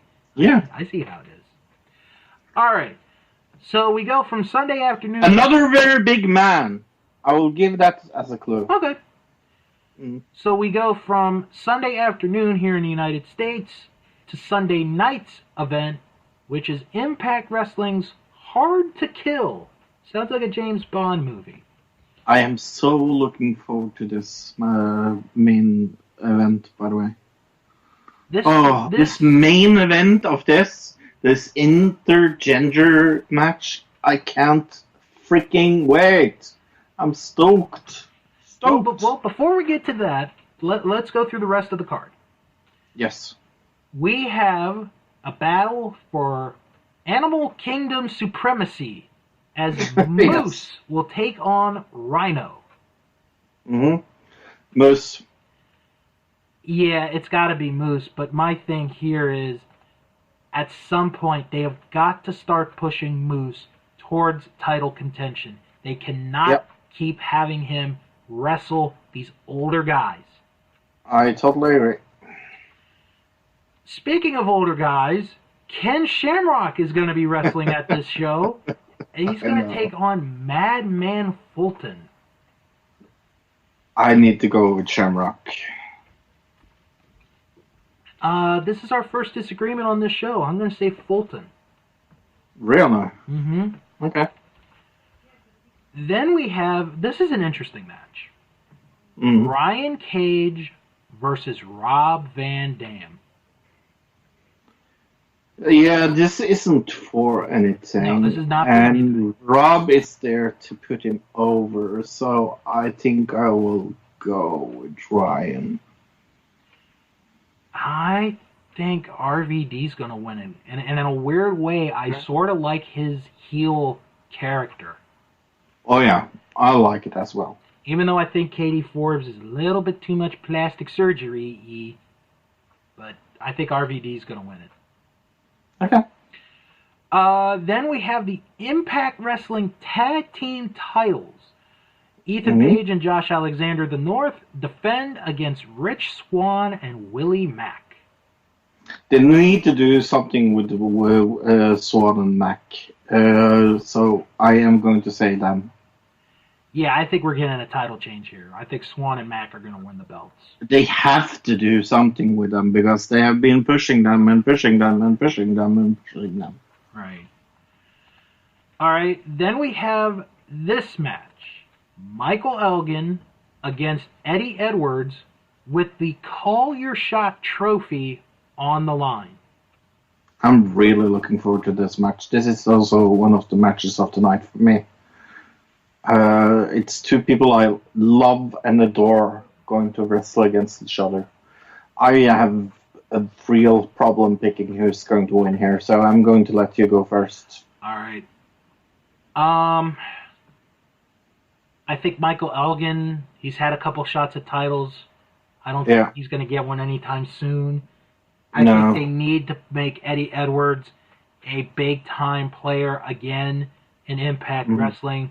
He got lost in the shuffle last year. I think if he gets a world title, he's going to be a big name again. So I'm going to say Eddie Edwards wins the match, keeps the trophy. I'm just going to go against you because I really, really, really don't know. Okay. And I love both of them. So that's absolutely fair. I don't mind any of them winning. All right. Then we have the X Division title on the line. Ace Austin is going to defend against Trey from the Rascals. Yeah. I don't know much about Trey. Have I seen Trey before? He's usually in 6-man tag matches. Yeah. But no, I'm going to stay with the champ here. Yeah, I'm going to go with Ace on this one. Then we have a 3-way match for the Knockouts title. Taya Valkyrie defends against both Jordynne Grace and ODB. I don't care as long as she loses the fucking title. I don't care as long as she loses that title because I'm so fucking fed up with her having that title. I will go with ODB because I think they will want to push her again. I think Taya is going to lose the title. She's had it for a year. And I think it's going to be Jordynne Grace that wins the title. I don't mind that. I don't mind that at all. And it's nothing against ODB. No. But I think it's Jordynne's time. It's her time to win the title. And finally, the main event of Hard to Kill for the world title. Sami Callihan defends against Tessa Blanchard in the rematch from probably the match of the year for Impact Wrestling. Oh, definitely. I am so incredibly stoked for this. I have. You have no idea. You have no idea how happy I am to see this on the card. I am so looking forward to this match. This is the reason why I'm going to stay up late and watch it live. I've already decided. I don't care if none of you are going to join me. I'm going to watch this. All right. I really, really am looking forward to it. And I think Tessa will do it now. I really, really hope she will. I hope she will. I really, really hope she will. This is a tough call. It is so tough, but I hope she does it. This is a tough call. It is so tough. I love the fact that they have been pushing Tessa in this position, and she deserves it. She really deserves it. She's put the hard work in. To me, she's the face of the women's division of Impact Wrestling. Oh, definitely. And if anyone was to be the first woman to win a men's world heavyweight title, it would be her. Yeah, it should be her. But I don't think it's going to happen. I think Sami Callihan's going to keep the belt. Then I'm going to say it. Then I'm going to be pissed off. All right. Now, let me ask you this. Because hold on. Let me ask you this. Yeah. Because this is on the table. Earlier, we had made separate picks for the Call Your Shot trophy. Right. You said Elgin would win. I said Edwards would win. Will either man cash in on this event? And if it's this match? No. No. Okay. I'll agree with you there for now. I'm going to say no. as well. No way. No way. But if it happens, They're going to let they are going to let Tessa have her moment. But if it happens, don't get mad at me. No, I'm not going to get mad at you. I'm just going to be very, very mad at them if they don't push Tessa now, because she has done all the work needed to give her the title, and I'm going to be so disappointed in Impact if they don't do this. All right. Well, we'll have to wait to see what happens. I'm pretty sure they will. I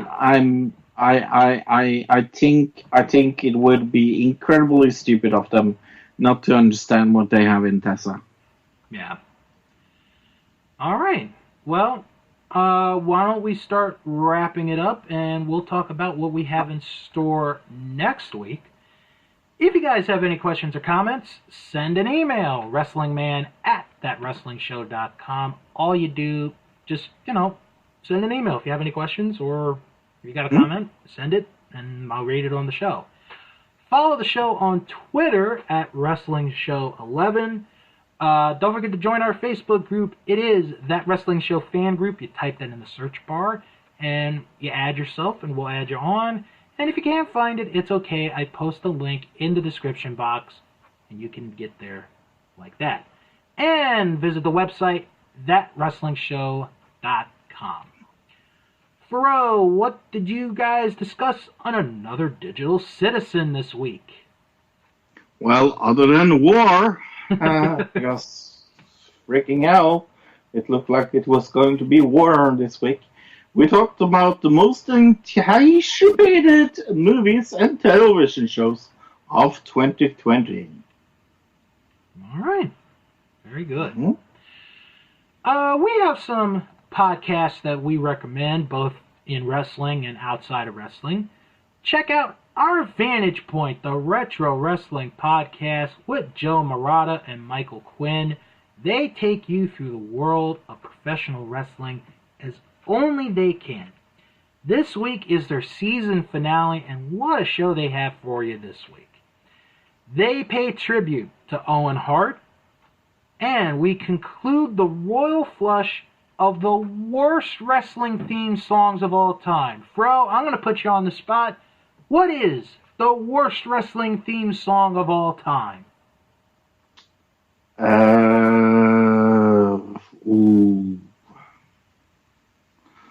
What? The Bella theme. Okay. I'm going to say Lacey Evans just because I can't stand it. It's bad, yeah.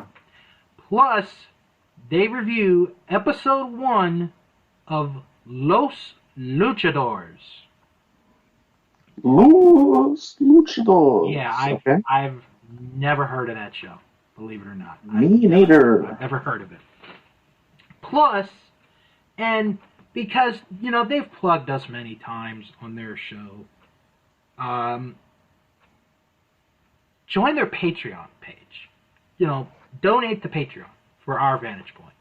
Because if you sign up right now, as we speak, you will get, and it just came out yesterday, it's fresh out, fresh off the pages, bro, their review of the 1989 Royal Rumble event. Nice. I will be listening to that this weekend, and I will tell you guys what I thought of it. So check out Our Vantage Point, the Retro Wrestling Podcast. Also, check out the Wrestling Podcast About Nothing with former referee Mike Crockett, Chaotic Wrestling owner Brian Fury, and Ring of Honor superstar Brian Malonis, as they discuss the world of professional wrestling from 3 men who have been in the business. This week, they discuss wrestling's biggest busts. Busts? What is that? Someone or something that had potential to be great, but did not deliver. Oh, Fandango.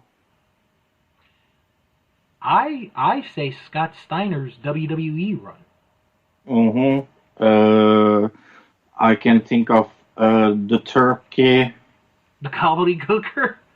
Yeah, the gobbledygooker. Oh, poor gobbledy.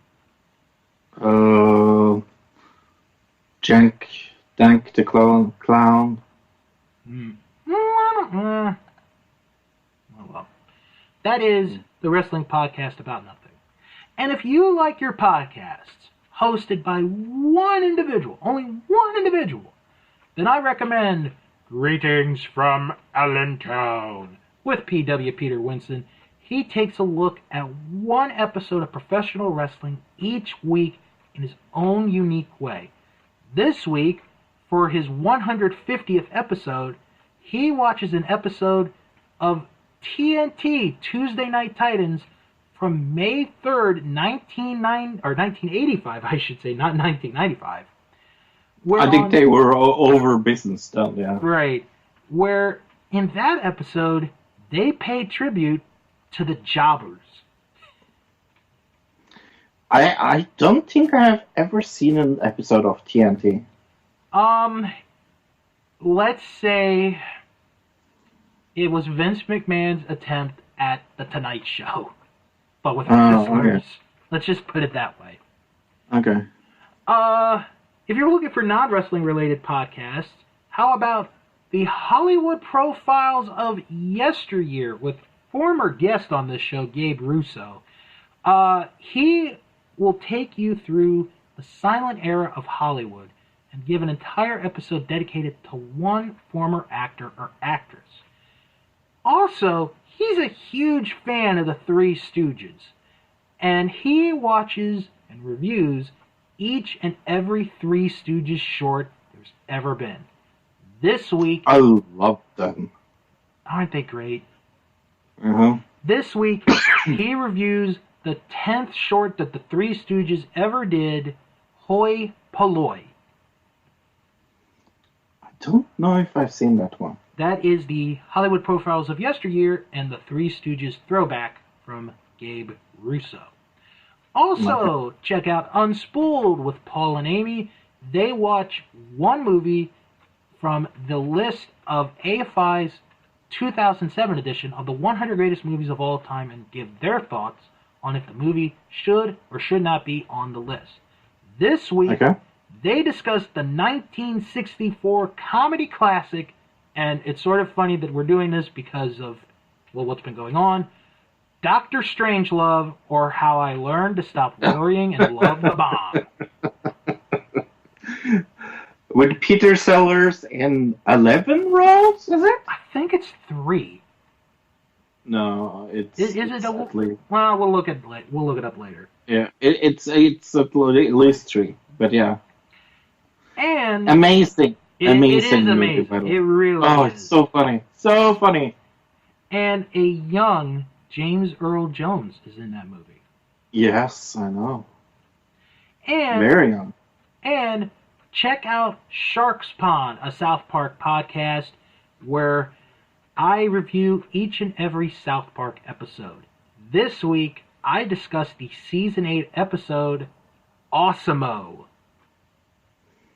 That is one of my favorite episodes of all time. Well, I think you're going to like my review this week, then. I give it a 10 out of 10. I think you're going to like my review. Okay. Anyway, next week, we will review Hard to Kill.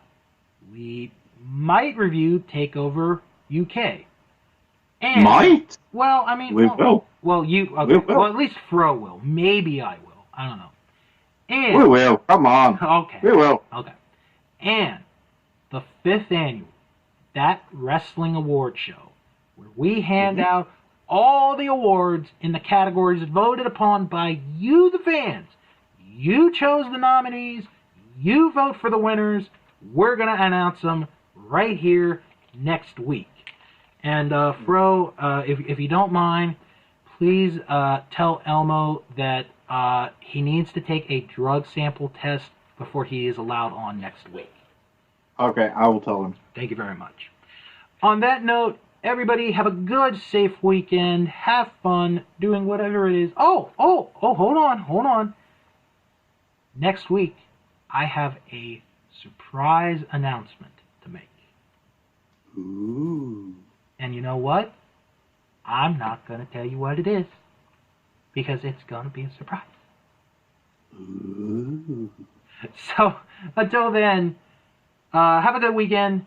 Join us again for another episode of That Wrestling Show, the only podcast where all pro wrestling matters. And as always, Wrestle.